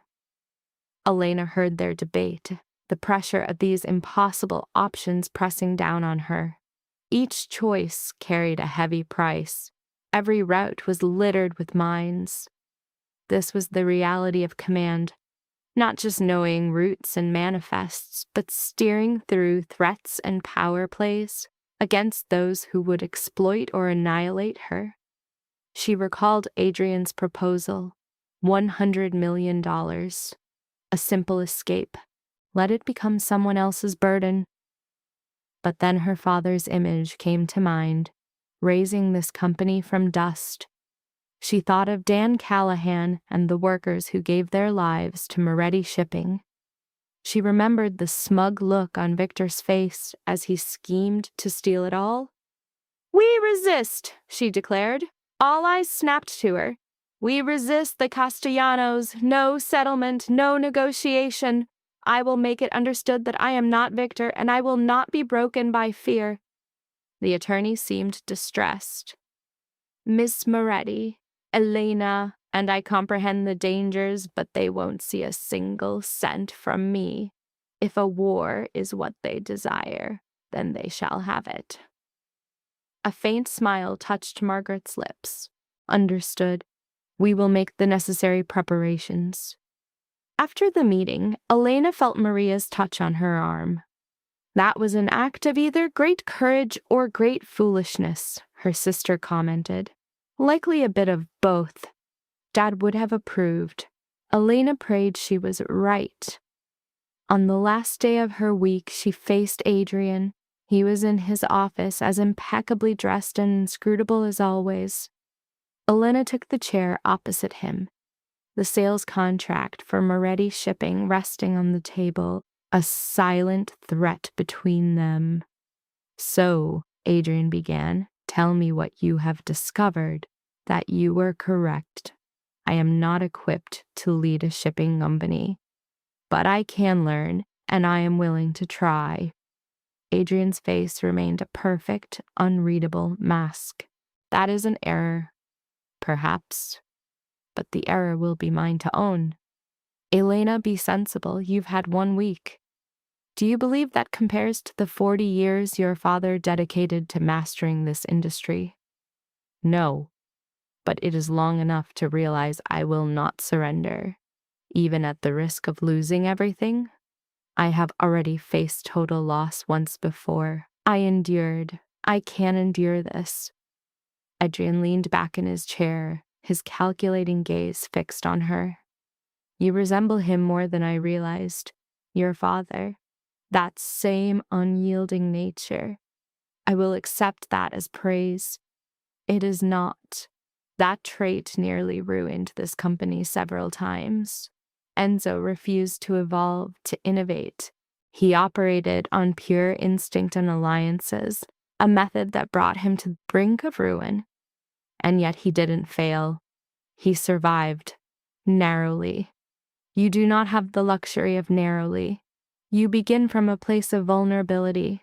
a tarnished name, a mutinous board, and the Castellano threat. You require power immediately. Then guide me. Adrian's eyebrows lifted slightly. I beg your pardon? You offered me 1 week to learn. In that time, I learned I cannot succeed alone, but also that I refuse to sell. So, rather than purchase the company, assist me in leading it. Your role? A consultant, an advisor, call it what you wish. You understand this business. You have wanted to possess Moretti shipping for years. You must have a way to salvage this wreckage. And for your efforts, a 20% stake with the silence of a ghost partner. Should we rise, you'll be rich. Should we fall, the scraps will be yours to claim. Adrian remained silent, and in that quiet, Elena saw a mind at work calculating probabilities, assessing risks, hunting for the hidden flaw. That wasn't our arrangement, he finally uttered. I'm aware the landscape has shifted. So have I. This new offer serves us both better. Explain that. Because purchasing the company now lands you a crippled entity, rife with resentful staff and legal nightmares. But if you help me restore it, you acquire a fortified asset, far more valuable than your original price. And you get to twist the knife in Victor that much deeper, see him languish in a cell, knowing his wife not only endured, but conquered. The faintest trace of a smile touched Adrian's lips. You're adapting. Is that an agreement? It is a possibility. I require time to consider. You have until the morning. After that, I forge ahead with you or without. Elena rose, leaving the unsigned agreement on the table, and departed before Adrian could witness the tremor in her hands. She had just wagered her entire future on becoming a woman she wasn't yet sure could exist. But she was finished being the delicate wife, the ornamental heiress, the woman perpetually underestimated. It was time to learn who Elena Moretti truly was. Adrian's call came the next morning before her first coffee was done. 25%, he began, dispensing with pleasantries, and I demand a seat on the board. A surge hammered against Elena's ribs, but her voice remained a placid surface. 20%, and you may attend meetings as an observer, holding no vote. 23, with advisory privileges on significant financial matters. 22, advisory alone, with a commitment to weekly consulting hours in a contract, a beat of silence, then Adrian's laugh, low and real. You have been rehearsing. Maria has been my tutor. Do we have an accord? We have an accord. I will have Margaret deliver the documents. Elena cut the connection, allowing herself precisely 10 seconds of feeling. The exhilaration of the win, the dread of her commitment. Then she finished her coffee and began her work. That first month was a crucible. Elena claimed her father's old office at the Moretti shipping headquarters, a corner room with a view of the harbor. Victor's presence lingered, his accolades on the wall, his fine pens in a drawer, a wedding photograph that churned her stomach. She purged it all. Every remnant of him was packed away, removed by security as if they were clearing a crime scene. Then she brought in her own history, her mother's seascape, her father's compass, a whiteboard where she charted her new knowledge, linking one piece to the next until the office resembled a strategist's command center. Maria occupied the adjacent office and began dismantling the company's fiscal architecture.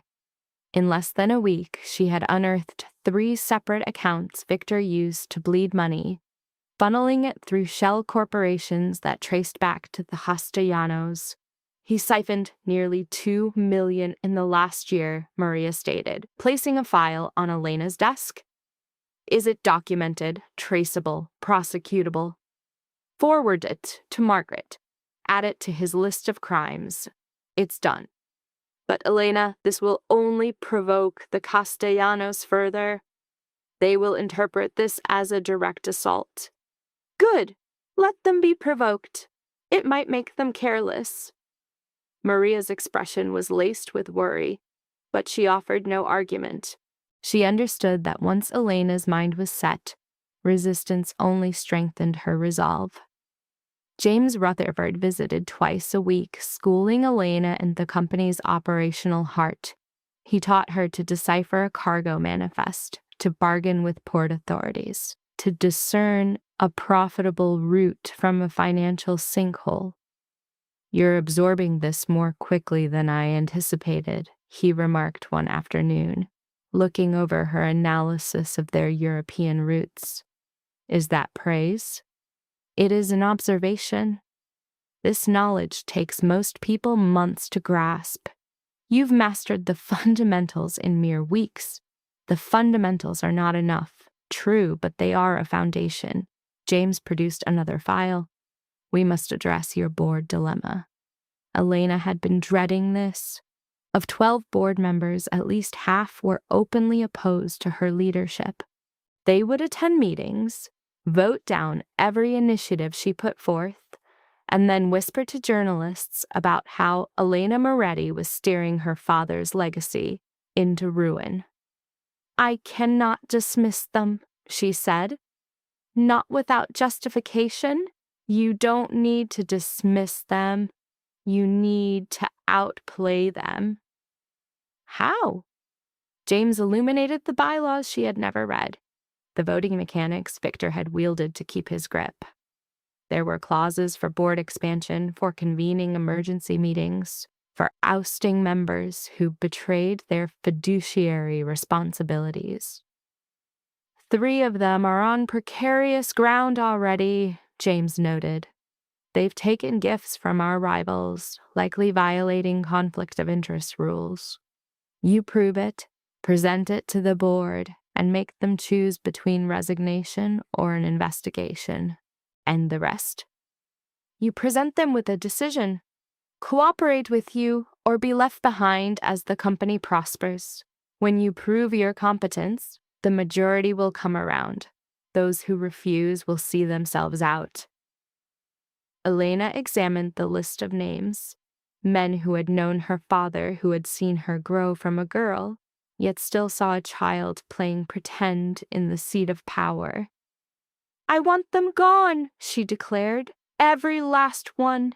Anyone who stood idle while Victor bled this company dry. That is half your board. Then I will rebuild it. I want people who believe in Moretti shipping, not in their own status. Do you have candidates?" Elena produced her own list, names she had been gathering for weeks. Dan Callahan from the docks, 2 ship captains James had vouched for, a supply chain authority Maria discovered, an environmental specialist focused on green shipping. None possess conventional board experience, James observed. "Neither do I. But they understand this business, and they value the people within it. That is the company my father founded. That is what I intend to restore." James watched her for a long, quiet moment. "You know, when you first requested my help with the tour, I gave you maybe 3 weeks before you'd accept Adrian's deal. I misjudged. You were not the only one with that opinion, yourself included." A faint smile touched Elena's lips. "Especially myself. The board's restructuring required another month of precise strategy." Elena gathered proof of the conflicts, built her argument, and laid it before the full board during a meeting that stretched 4 hours, concluding with 3 coerced resignations and 2 who exited in a fury. Those who were left seemed stunned. "This is highly unorthodox," one of them, an older man named Preston and a friend of her father's, remarked. "Reorganizing the board without adequate warning." "I gave you a warning," Elena said, her tone even.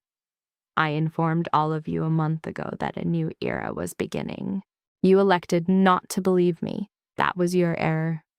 She presented her new board members, observing the old guard's expressions as they understood she had filled the room with people of genuine expertise, people who would not reflexively oppose her for being young, a woman, and someone they thought they could easily manipulate. This remains deeply irregular, Preston repeated, though his voice had lost its edge. So was my husband, attempting to have me killed for my inheritance. We are all simply adjusting to irregular times. The session closed with Elena's motions passing, a first since she took command. It tasted of victory, modest but tangible, yet victories always carry a cost. 2 days later, Antonio Castellano appeared at her office, uninvited. Elena's assistant attempted to block his path, but Antonio moved past her as if she were mist, taking a seat opposite Elena's desk with the confidence of a man who had never been denied anything. Miss Moretti, a discussion is in order. Elena did not rise, nor did she extend a hand. I have no words for you. A pity, because I have a great many for you. Antonio settled back, perfectly composed. You have leveled some extremely damaging claims against my associates. Fraud, conspiracy, attempted murder. These are serious accusations. They are also entirely true. Victor conspired with you to seize my company. I possess the evidence. What you possess is a recording of Victor Moretti making boasts fueled by alcohol and delusion. You have no proof that links his plans to me. The financial transfers indicate otherwise. Antonio's gaze sharpened. Financial transfers can be misread.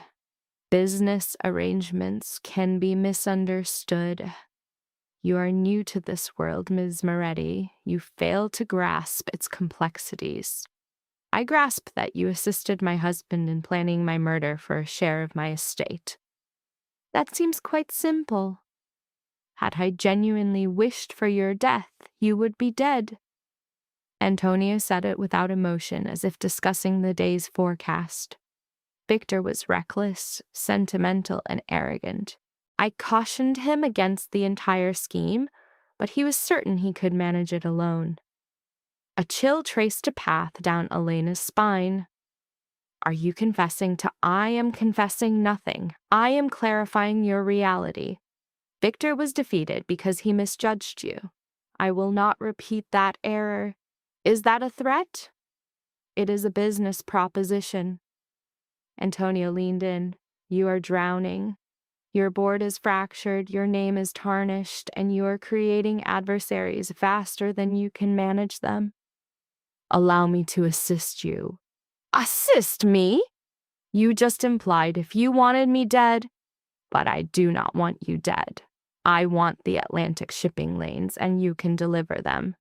Not without compensation, of course. I am ready to pay the proper market rate, secure a long-term agreement, and offer the sort of political insulation you will need when this affair with Victor goes public. Elena fought for a stillness she didn't feel, dissecting the true nature of his proposal. Why entertain an alliance with a man who aided my husband's attempt on my life? Because I am the devil you recognize. You. Because my influence can make your legal troubles vanish or they can compound, all depending on my whim. Because in 6 months, when the board sees you are still lost at sea, you will desperately need a friend. I can be that friend, or I can become your waking nightmare. The choice is yours. He rose, smoothed his cuffs, and offered a smile as if they'd merely discussed the rain. Consider it. You have my number. And then he vanished, leaving Elena alone in her office. Her heart a frantic drum against her ribs, her thoughts a maelstrom. She dialed Adrian instantly. Castellano presented me with an offer. She breathed the moment he answered. What sort of offer? She recounted their exchange verbatim. A long, heavy silence stretched from Adrian's end. "He is probing for weakness," he said at last. "Victor was convinced you were fragile. Castellano is testing that theory. What is my move? Decline. Do it publicly if you can. Make it known you will not play his game. And his response? We will face it when it comes. But Elena, you cannot afford to show weakness now. Not to him, not to anyone. The second you falter, you are finished." Elena cut the connection and stared toward the harbor, where vessels sailed in and out, laden with cargo, commerce, and the crushing legacy of her father. A deep weariness settled in her bones. She was tired of the fight, of constantly having to prove her worth, of the paranoia that any choice could be the one that brought it all crashing down. But to stop was to surrender, and she had already lost too much. She composed her reply to Castellano. It was brief, professional, and utterly definitive. Moretti Shipping would not be engaging in business with the Castellano Group, neither now nor at any point in the future. She sent it, bracing for the storm. It broke faster than she'd imagined. Within the week, 2 of Moretti Shipping's keystone clients voided their contracts. No reasons were given, just standard clauses invoked, ending business ties that had stood for years. Maria unearthed the link. Both companies are leveraged with loans from Castellano Financial Services. And can you guess who just called in their debts? He's cutting off our air supply, setting a precedent. He's showing the world what befalls those who deny Antonio Castellano. A sharp, hot fury surged in Elena's chest. Can we absorb the loss of those clients? In the short term, yes. But long term, we must replace that income stream immediately, or we will start failing to make payroll, then we replace it. James, I need you to call on every connection in your book. I want new clients, new shipping lanes, anything to plug these holes. James appeared skeptical. That will be a challenge. The word is already spreading that Moretti Shipping is taking on water. No one wants to board a vessel they believe is sinking. Then we prove to them we are not sinking. Where are we strongest? Our European roots, they always have been. Your father forged those connections personally. They've remained strong even through Victor's disastrous tenure. Then that's where we make our stand. Propose incentives, better pricing, faster turnarounds. Do whatever is necessary to demonstrate that we are here to stay. The desperate effort to recoup the lost business became a 3-week marathon. Elena endured 16-hour days, sitting through meetings with potential partners who regarded her as a child in her father's chair, haggling over contracts with firms that lowballed her, sensing her desperation. She was desperate, but she learned to conceal it. Adrian's assistance was more significant than Elena cared to acknowledge. He arranged introductions, vouched for her capability, and would sometimes appear at a meeting simply to lend his gravitas to her cause. His standing in the industry was unimpeachable, and his presence made others take her seriously, but it also fueled gossip. Are you involved with him? Maria asked one evening, both of them too drained to maintain their usual filters. Elena glanced up from the contract she was studying. What?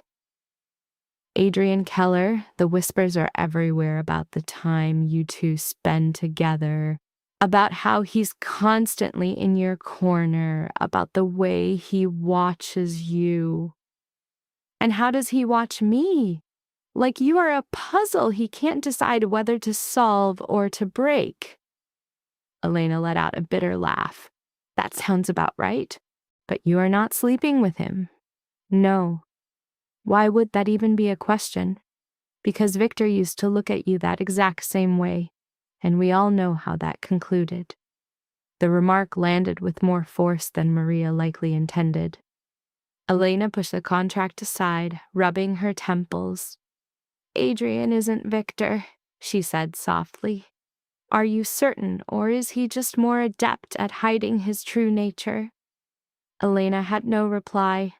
The contracts were eventually signed, enough to steady the company, to demonstrate they could survive Castellano's assault. Elena presented the new partnerships at the following board meeting and saw the skepticism on their faces finally melt into something resembling respect. "A good effort," James admitted to her later. "You might just navigate your way through this." "Might?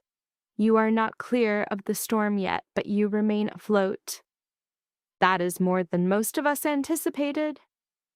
Elena accepted it. That evening, she returned to the house for the first time since the confrontation. She had been avoiding the place, staying with Maria, or working so late she merely slept in her office. But she needed things: files, personal effects, perhaps some kind of closure. The house felt haunted. Every room was a ghost of the woman she had once been, the wife who gave her trust so freely and paid the price. She moved with purpose, collecting files from the study, clothes from the bedroom, her mother's jewelry case from the safe. As she was preparing to go, she saw Victor's desk drawer, the one that was always locked. It had been forced open, likely by the police during their search. Inside lay another folder, one she hadn't found before. The tab read, "E.M. Personal." Elena's hand trembled as she lifted the flap. It contained photographs of her and Victor from their wedding, but not the formal portraits. These were candid, stolen moments, and in each one, Victor was looking at the camera, while Elena gazed at him with an unconditional adoration that now made her sick. Beneath the pictures were papers, her medical files from Dr. Hammond, with detailed notes on hormone therapies, sedative schedules, methods of psychological manipulation, and a timeline for how they intended to dismantle her, piece by agonizing piece. At the bottom, a single handwritten line in Victor's script: "Insurance, in case she ever becomes clever enough to be a liability." Elena stared at the phrase as a chilling understanding washed over her. Victor had chronicled everything. It wasn't a confession, it was ammunition to be used against her if she ever resisted. He was going to argue she was unstable, that the treatments were for valid health reasons, that her accusations were the ramblings of a disturbed woman. He had constructed a cage inside of a cage, and she had nearly stepped into it. But Adrian had acted first. The recording, the proof, the public disgrace. It all unfolded before Victor could use his insurance, which meant Adrian had known. He had understood Victor's strategy better than the man who created it. Elena gathered the folder, placed it in the box of her belongings, and walked out of that house forever. She drove directly to Adrian's building. It was well past midnight, but she was certain he would be there. He was a man who lived in his office. His assistant was gone, allowing Elena to stride unannounced into his private sanctuary. Adrian was at his desk, surrounded by documents, his head snapping up in surprise at her arrival. "Elena, what is it?" She let the folder fall onto his desk. "You knew about Victor's contingency plan, the fabricated medical history, the insurance policy. You knew he would try to paint me as mentally ill if I ever turned on him." Adrian glanced at the folder but made no move to touch it. "Yes. For how long have you known? Since before we ever met?" "I have been monitoring Victor for 3 years. I was aware of every move he was planning." Elena felt the floor drop out from under her. 3 years? You've been observing this entire time? I have been waiting for the opportune moment, for the perfect leverage. You provided me with both. I provided you. Elena's voice broke. I came to you, believing you were my last hope. But you had already planned to use me, hadn't you? This entire arrangement, your help, our partnership, it was just another maneuver to ruin Victor and get what you desired. Adrian rose from his chair slowly. That is not the entire truth. Which part is a lie? The part where you manipulated me from the very start, or the part where you let me believe I had any real choice? You always had a choice. You could have fled, taken the settlement, and vanished. You chose to fight because you presented it as the only path. Because it was the only path that allowed you to survive with your self-respect.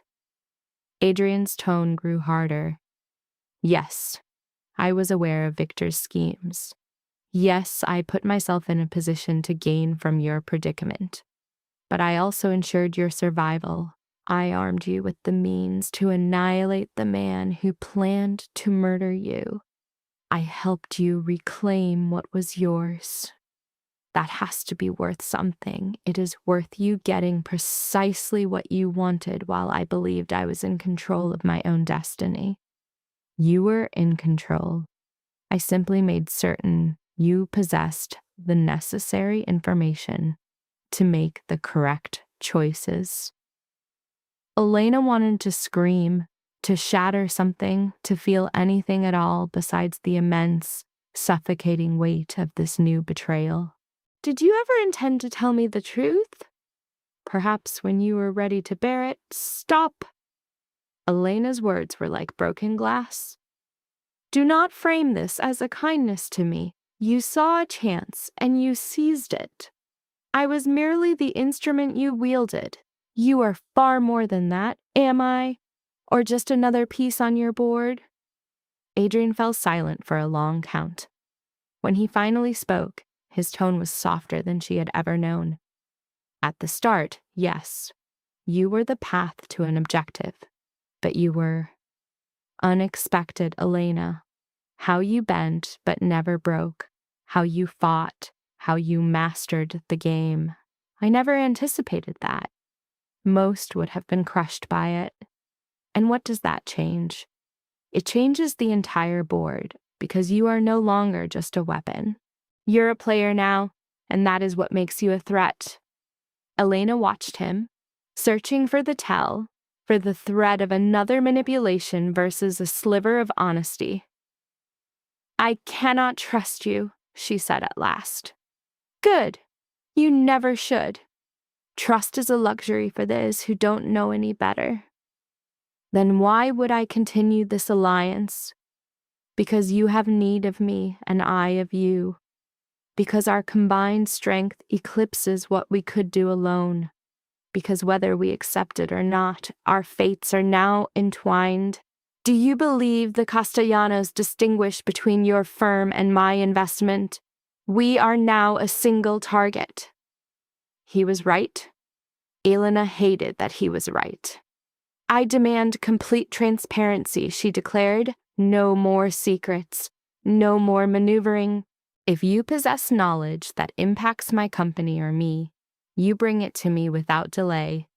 It is done. And the partnership articles will be rewritten. Equal say on all critical decisions. You will no longer have the power to make unilateral choices that affect Moretti shipping. A faint smile touched Adrian's lips.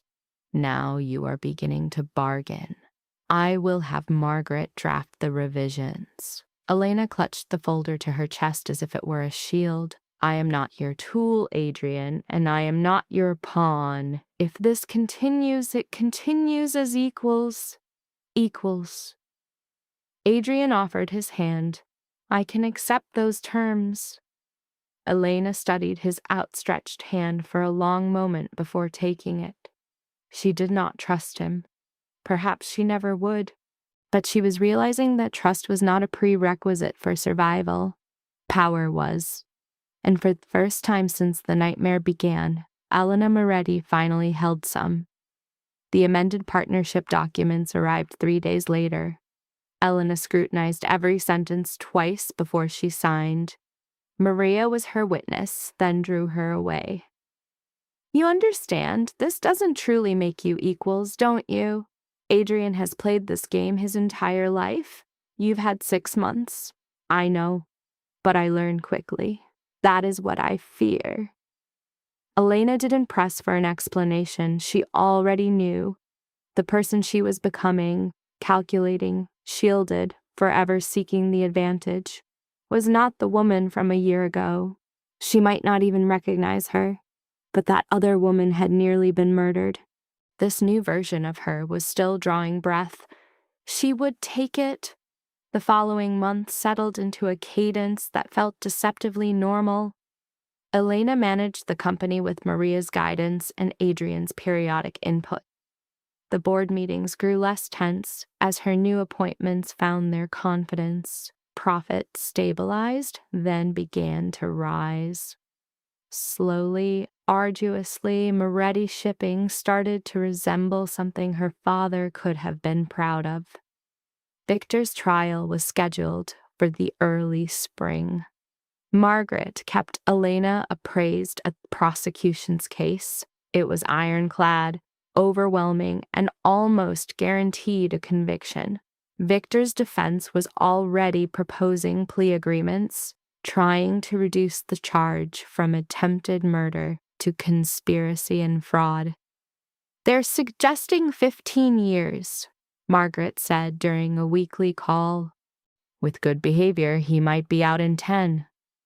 A sickness churned in Elena's stomach. 10 years. Victor would be 45 upon his release, young enough to rebuild, to start again, to likely shatter another life.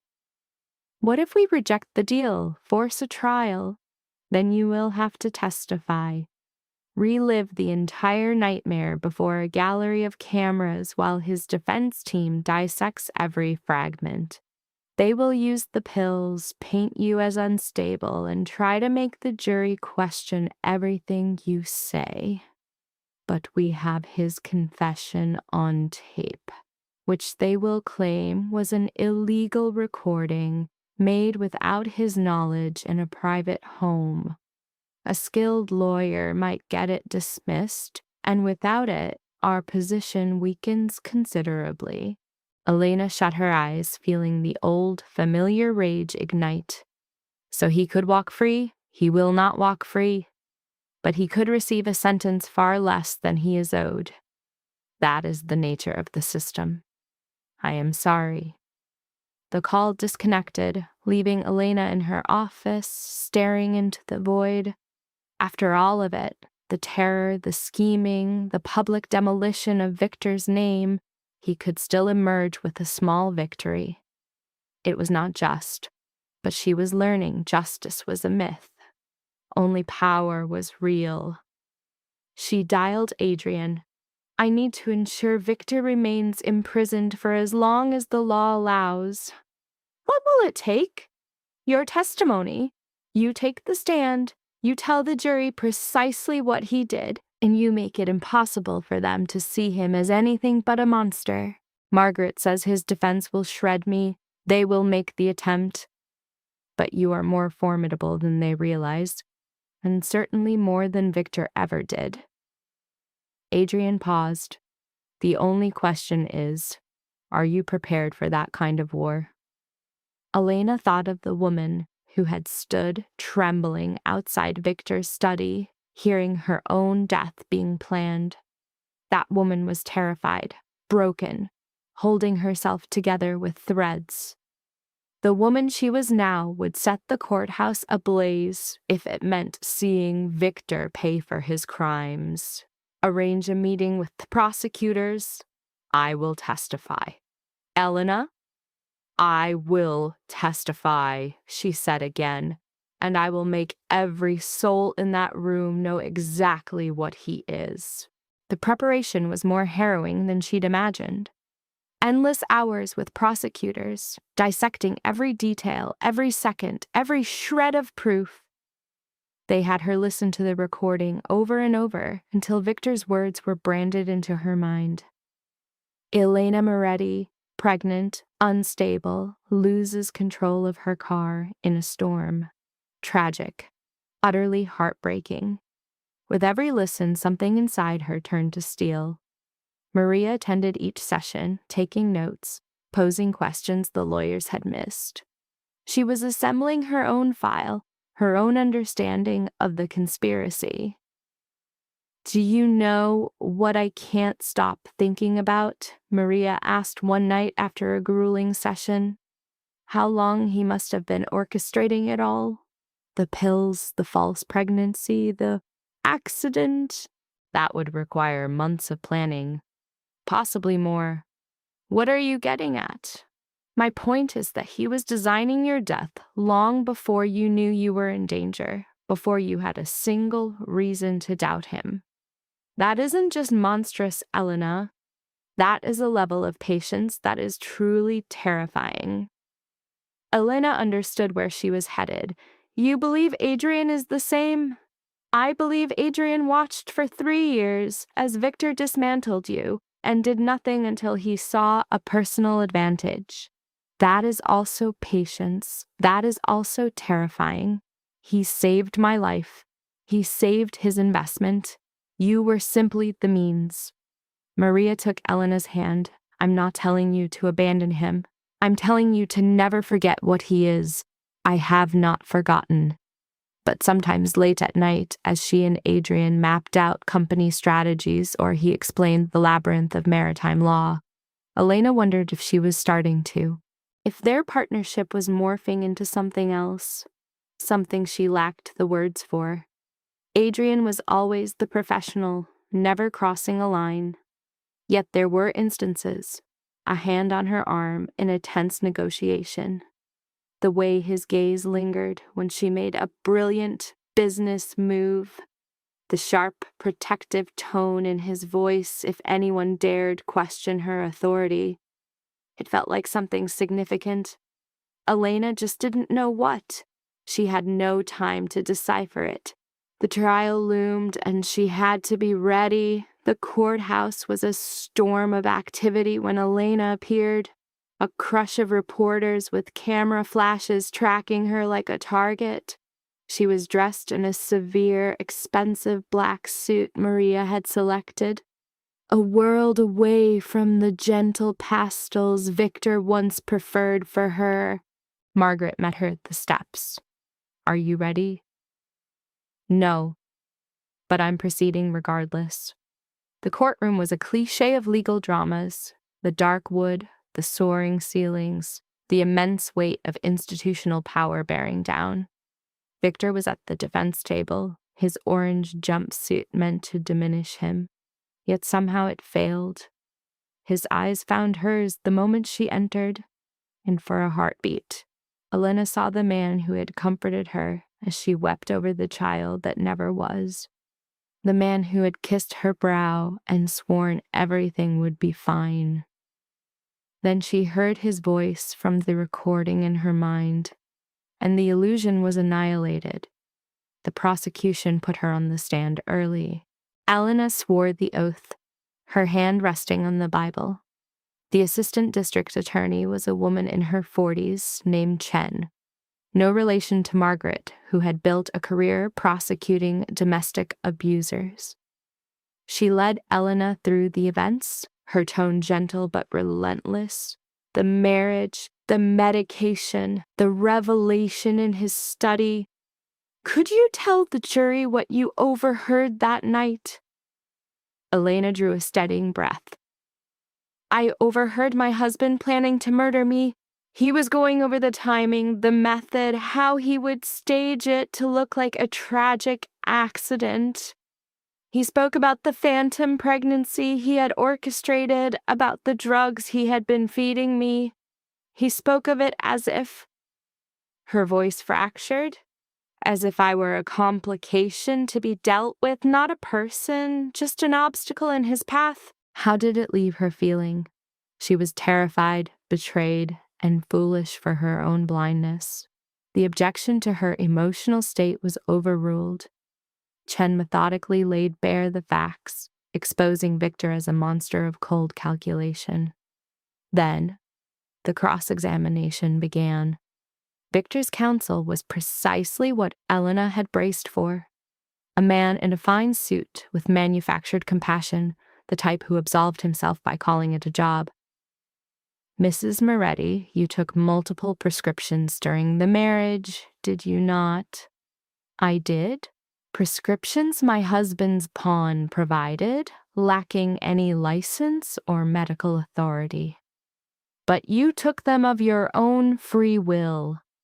I took them believing my husband's claim they would ease my anxiety. I never imagined they were tools to make me more pliable. Were you ever diagnosed with anxiety before you were married? No. So this anxiety only surfaced after your wedding to Mr. Moretti. Elena felt the jaws of the trap. The anxiety began when he started poisoning me. Or perhaps the immense pressure of running a corporation while grieving your parents led to legitimate health issues needing medication. No, I was coping until Victor began his slow poisoning. The lawyer's mask slipped, just for a moment. That is quite a dramatic interpretation, Mrs. Moretti. Do you possess medical proof that these prescriptions were damaging? Margaret rose to her feet. The prosecution has already entered Dr. Hammond's sworn statement, which confirms the sedatives were meant to manipulate Mrs. Moretti's psychological stability. Dr. Hammond, who faces his own indictment and might be bartering testimony for mercy, the defense lawyer shot back. This war of words raged for another hour. They tried to frame Elena as unstable, a creature of delusion. They twisted the secret recordings she made into evidence of paranoia that predated any crime she uncovered. But Elena stood firm, against every charge, every distorted word. She held the line. The fragile wife was gone. In her place stood the survivor, the warrior, the victor. When she finally stepped down, she was trembling from a mix of raw fury and utter depletion. Yet her mission was complete. 3 weeks later, the jury found Victor guilty on all counts: conspiracy, fraud, and attempted murder. The judge sentenced him to 25 years, with no parole for 15. Elena was not in the courtroom for the verdict. She was in a meeting about Pacific expansion routes when she got the call. 25 years, Margaret said. He will be nearly 60 when he's even considered for release. Elena offered her thanks, ended the call, and returned to her meeting. The triumph felt hollow, a story about a stranger. That night, she drove to the harbor, the place her father once took her before the empire and its burdens grew so vast. She sat on the pier, watching the ships glide like ghosts through the ink-black water, trying to name the emotion she was supposed to feel. Was it relief? Justice? All she felt was a profound weariness and a deep solitude. I had a feeling I'd find you here. Elena turned. Adrian was there, hands pocketed, his usual sharp edges softened, as if he'd actually escaped the office before midnight. How did you know? A fortunate guess. This is your place for thinking. She did not question how he knew. Adrian saw everything. It was the source of his danger. He sat beside her, their shoulders a breath apart, and for a long moment they simply watched the tide in silence. You won, Adrian said at last. Victor is caged, the company is secure, the Castellanos are in retreat. You achieved all your objectives. Then why does it feel so empty? Because you're learning that victory doesn't mend what was shattered. It only gives you the space to decide what follows. Elena studied him, the architect of her salvation who had served his own complex design. What follows for you? The usual: expanding the empire, forging new alliances, remaining 10 moves ahead of the world. And where do I fall in those plans? Adrian's gaze met hers, and a subtle change occurred in his eyes. A flicker of something that could have been real. That's the issue, Elena. You don't fall into them. You were never meant to be a peer. You weren't supposed to defy me, to force me to rethink my own grand designs. Yet you do. Is that a grievance? It is a fact. He paused. I've considered our agreement, the equal control, the mandatory transparency. Anyone else would have seized the buyout, but you fought for true authority. It was brilliant. You were a good teacher. I gave you the fundamentals. The mastery was all your own. A warmth bloomed in Elena's chest, both intoxicating and perilous. Why are you telling me this now? Because you need to understand what you are now. You are no longer the frightened woman from that warehouse. You have become a threat to your rivals, to the Castellano, and likely to me if I let my guard down. Should I be concerned about that? That you'll find me too great a threat? A true smile touched Adrian's eyes. You should always be concerned. It's the paranoia that has kept you breathing. He rose, offering her a hand. Elena accepted it, the heat of his skin a stark contrast to the night air, and she wondered when their arrangement had begun to feel like something more than strategy. There is something I need to show you, Adrian said, at my office, if you're willing. Elena knew she should refuse, should maintain the safe distance she had fought to create. She went with him instead. Adrian's skyscraper was a hollow shell at this hour, home only to security guards and ghosts. They rode the elevator to his floor, striding past the very rooms where they had engineered Victor's downfall and into his private sanctuary. He produced a folder and gave it to her.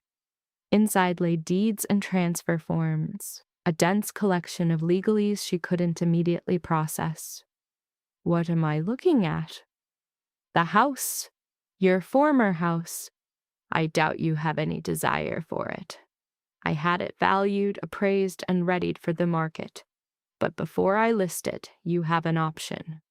An option to do what? To burn it to the ground. Elena's head snapped up. Adrian's face was utterly grave. I acquired the adjacent lot 6 months ago. If we raise both structures, the combined land is far more valuable. We could build something entirely new, or we can simply erase it and leave the earth bare. The decision is yours. You're serious. Perfectly. That house stands as a shrine to all that Victor did to you. I thought you might want it gone. Elena's eyes fell back to the documents, to the address of the home she once believed was her future, the prison where she was poisoned, controlled, and nearly murdered. The thought of watching it turn to ash was a dizzying poison of its own. When, she breathed, the moment you are ready. The demolition was set for a month later, once Elena had a crew salvage any remaining pieces of her past. There was almost nothing she wished to save. Victor's influence had tainted every chair, every room. She saved her mother's gardening shears from the shed and a single wedding photograph of her parents, found in an attic box Victor had never opened. The rest was sold, donated, or hauled away. On the day of the demolition, Elena stood with Adrian and Maria across the street, watching the preparations. The house seemed diminished, its power gone. It was just a structure, no longer the cage she remembered. This is your last opportunity to reconsider, Adrian murmured. My mind is made. The foreman gave the sign. The first wall buckled with a roar that resonated deep in Elena's soul. Then another and another until the whole frame folded inward, consumed by a storm of dust and splintered wood. As she watched it vanish, something inside her finally came to rest. It wasn't healing, but it was an ending. The last vestige of Victor's power was now just rubble. "How do you feel?" Maria asked. "Like I can breathe again." They departed before the cleanup was complete. Elena had a board meeting, agreements to sign, a life that demanded her attention.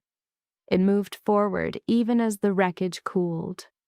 6 months after the demolition, Elena addressed the entire company at the annual shareholders meeting.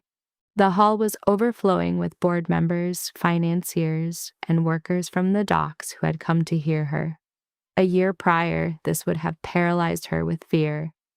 Now she was serene. She spoke of their recovery, of new shipping lanes and plans for a sustainable future. She spoke of her father's dream, how they were honoring his legacy while forging their own.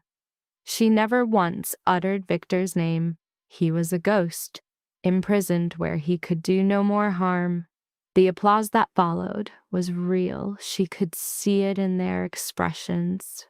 A deep respect, perhaps even awe. They no longer saw an heiress in a borrowed role. They saw their leader. Adrian stood at the rear of the room, his expression a familiar mix she now understood. Pride, satisfaction, and a hint of ownership. They walked to his car after the meeting.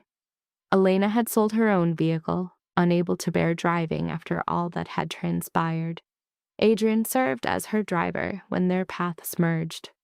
"A fine speech," he commented, pulling into the flow of traffic.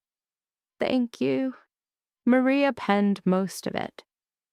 But you were the one who gave it life. That is all that counts." They drove on in a rare, easy silence. Then Adrian spoke again, his voice softer. "I have something I must tell you." Elena's defenses rose instantly. "What is it?" "Do you recall asking if I had planned all this from the start, using you to ruin Victor?" "I recall you confirming that you did. There's more I haven't told you." Adrian's gaze remained fixed on the road. "My surveillance wasn't limited to Victor. I watched your entire family, your father especially." A chill crept over Elena. "Why?" 20 years ago, your father secured a contract meant for my father's firm. A multi-million-dollar deal whose loss ruined us. My father died trying to recover what he'd lost. I needed retribution against my father, against Moretti Shipping, against the name that erased my own. Adrian's jaw hardened. I spent years maneuvering to dismantle your company. The strategy was to wait for your father's weakest moment, then break him. But he passed before I could act. The incident involving your parents. Elena's pulse stopped. What about the incident? Adrian's eyes finally met hers, vacant and hollow. It was no incident, Elena. I had their vehicle compromised. I am the reason they are gone. The world spun off its axis. Elena couldn't draw a breath, her mind blank, unable to comprehend his words. Her parents, the crash that had fractured her world, that left her utterly alone, easy quarry for Victor. Adrian had orchestrated it all. "Stop the car!" Her voice was alien to her ears. "Elena, stop the car right now!" Adrian veered to the roadside. Elena flung the door open, stumbling onto the pavement. She managed 3 paces before her knees buckled, the sheer gravity of it all forcing her down. Her parents, the sound of her father's laugh, the sight of her mother's hands in the soil, how they saw only each other in a crowded room, extinguished, not by cruel fate or random chance, but because Adrian Keller demanded his vengeance. She sensed Adrian's presence behind her. "I'm sorry, I realize that doesn't—" "Don't!" Elena's voice was a raw wound. "Do not dare offer me an apology. You have to see, you killed them." Elena whirled to face him, the control she'd cultivated for a year shattering into a million pieces. You murdered my parents for their company, and then you preyed on me. You deceived me. You made me believe you were my ally when all this time I was your ally. Every action I took to shield you from Victor was genuine. Only because you wanted the privilege of destroying me yourself, not him. Adrian flinched, yet he offered no denial. Initially, yes, that was my intent. But things changed, Elena. You changed them. I don't trust a single thing you say. Not one word from your mouth is real to me. Then trust this. Adrian produced an envelope from his jacket, offering it to her. I drafted this 3 months ago. I've been searching for the right moment, but no such moment exists. There is only the truth. Elena's trembling hands tore it open. Inside lay a legal document transferring Adrian's entire interest in Moretti shipping directly to her. 22% the company returned, without condition or caveat. I have no desire for your company, Adrian said softly. I no longer seek revenge on your father. I only want— He paused, as if wrestling with the words. I want you to be truly free, unbound to me, unburdened by obligation, not locked inside another cage. Elena stared at the document, at the already notarized signature. Why tell me this now? Why not just— Because you have a right to know the whole truth. Every part of it. I have been dishonest with you since we first met, and I am done with lies.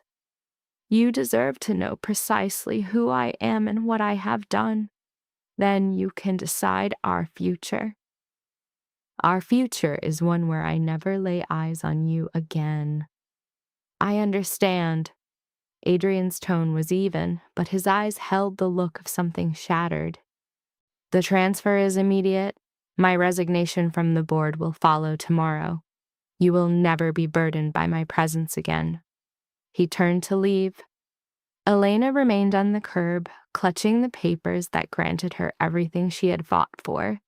Absolute authority over her company, liberation from Adrian's web, power that was hers alone.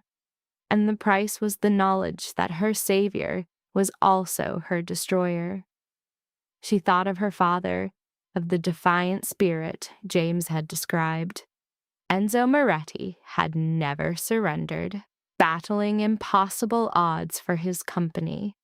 But he had also forged enemies, likely crushing others' ambitions while realizing his own. There are no clean wins, no flawless heroes, only people making unbearable choices and bearing the fallout. Elena rose, her legs more stable now. She looked at Adrian, the man who had authored her parents' demise and her own survival. I can't forgive you, she said. Not for my parents. Perhaps not ever. I know. But I am not surrendering this company, and I will not let their deaths be for nothing. Elena drew a deep breath. I will build something they would have been proud of, an enterprise that helps people instead of ruining them, and you will help me. Adrian's head snapped up. What? You have a debt to me that can never be paid. So you will spend your life attempting to. You will leverage your contacts, your wealth, your ruthless gift for strategy, all of it, to help me make Moretti shipping a force for good.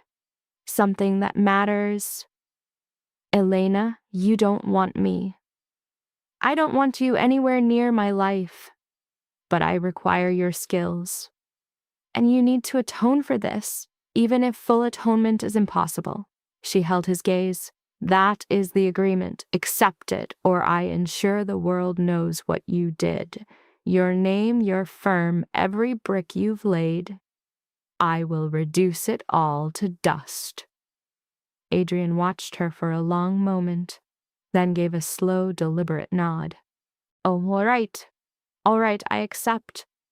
And Adrian, if you deceive me again, if you try to control me, if you harm anyone I value, I will not just ruin you, I will end you. Is that clear? It is. Elena returned to the car, got in, and waited for him to follow. They drove in a weighted silence. Everything had shifted once more, and she couldn't tell if this was wisdom or madness, but it was her decision, made with open eyes, with all the power, with a full grasp of the bargain. That had to mean something. The foundation was launched a year later. Elena stood at a podium before journalists and executives, outlining the Moretti Family Foundation's new mission. Adrian was seated in the front row watching. He had contributed half of his fortune to its creation. No questions asked. A penance for sins beyond forgiveness, sins that could only be acknowledged. They were colleagues, not friends, and it was clear they never would be. Elena maintained a careful distance, using his talents while never forgetting his crimes.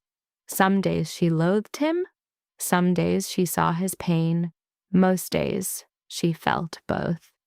Maria was beside her on the stage, the new CFO of Moretti Shipping, and the one soul Elena trusted completely.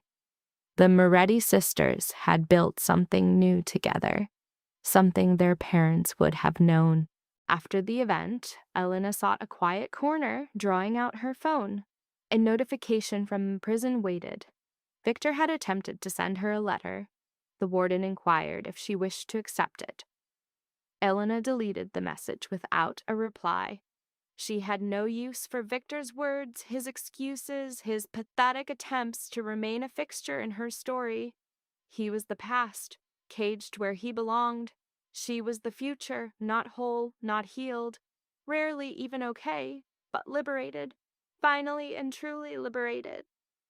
Elena Moretti stepped from the event hall into the Boston night. Her company was safe, her purpose was sharp, and her life was her own for the first time in ages. She had learned to spot the predators before they pounced, learned to command power without losing her soul, and learned that survival sometimes required pacts with demons and living with the terms. The terrified, broken woman who once stood outside Victor's study would not recognize the person she had become. And that was, after all, the entire point. Elena Moretti really thought she was living inside a love story with some stress on the side. Big mistake. Because while she was out here trusting the forehead kisses, the gentle reminders to take her pills, and the soft little rest sweetheart routine, her dear husband Victor was basically running a deluxe premium murder subscription plan behind her back. This man was not husband material. This man was a boardroom snake in a tailored suit. And the wildest part? He didn't even need to raise his voice. He did it all with a smile, a steady hand, and enough fake concern to fool everyone around him, especially Elena. That's what made the whole thing so nasty. He wasn't trying to beat her into obedience. He was trying to drug her into doubt, romance her into compliance, and bury her before she even realized she'd been chosen as the victim. Then came that rainy night, and oh, this is where the entire story detonates. Elena comes home by accident, slips through the house, and hears voices from Victor's study. At first, she probably thinks it's another business meeting, but nope. What she actually hears is her husband casually discussing the exact timeline of her death, the fake pregnancy, the sedatives, the staged car accident, and how nicely her company will transfer into his hands once she's gone. Just like that, every single sweet memory gets body slammed into the ground. The baby she cried over? Fake. The pill she trusted? A trap? The marriage? A business acquisition with extra candlelight. And suddenly, Elena is not standing outside a study anymore. She's standing at the funeral of her own innocence. Now here's the life lesson that hits hardest in this part. The most dangerous enemy is not always the one who looks cruel. Sometimes the worst enemy is the one who looks useful. Victor looked like safety. He looked like support. He looked like a man stepping in to help a grieving young heiress carry a burden that seemed too big for her, but in reality, he was the architect of that burden. He made her feel weaker so he could keep playing the hero. That's why her awakening feels so violent. It isn't just that she learned she was betrayed, she learned she was trained to ignore herself. And once a person figures out that someone has been shrinking their confidence on purpose, something flips deep inside. The tears dry up. The fear doesn't disappear, but it sharpens. It gets organized. It starts making plans. And Elena, oh, she starts moving differently immediately. No dramatic screaming, no sloppy confrontation, no scene where she begs Victor to explain himself. Absolutely not. She flushes the pills, raids the study, photographs the documents, packs a bag, grabs cash, and disappears before her husband can even suspect the game has changed. That's when she levels up from victim to threat, because now she knows the truth, and truth in the hands of a desperate smart woman is way more dangerous than any loaded gun. But she also knows one more thing. She cannot beat a man like Victor by staying soft, confused, and alone. So she does something risky, maybe even reckless. She reaches out to Adrian Keller, Victor's longtime rival. And let's be honest, everybody watching this story knows Adrian is not some glowing angel descending from heaven. That man walks into the plot like danger wearing cologne, but Elena doesn't need a saint, she needs a weapon. That is lesson number 2. Survival is rarely clean. People love pretending there is always some noble, harmless, morally perfect path through disaster. There isn't. Sometimes survival means using the only door that is open, even when it leads into another room full of wolves. Elena doesn't trust Adrian because he's good, she trusts him because his greed is visible, and visible greed is easier to work with than fake love. So she makes the deal. Help her destroy Victor, and Adrian gets a shot at the company afterward. Cold? Yes. Smart? Also yes. Elena is done playing fairy tale wife. She is now in her war era. Then the story goes full pressure cooker mode. Elena returns home and starts acting her heart out. She smiles at Victor. She signs what he puts in front of her. She lets him think the pills are still working. She lets him believe she is tired, foggy, manageable, and still hopelessly in love with him. Meanwhile, Adrian's people gather evidence, expose the fraudulent doctor, track the money, and line up the trap. And the whole time Elena is learning. That's the key. She's not just hiding, she's studying, she's watching how power moves, how men lie, how companies are stolen, how reputations are weaponized. Every fake smile Victor gets from her is bought at the price of his future collapse. He thinks he's feeding her poison. In reality, he's feeding her information.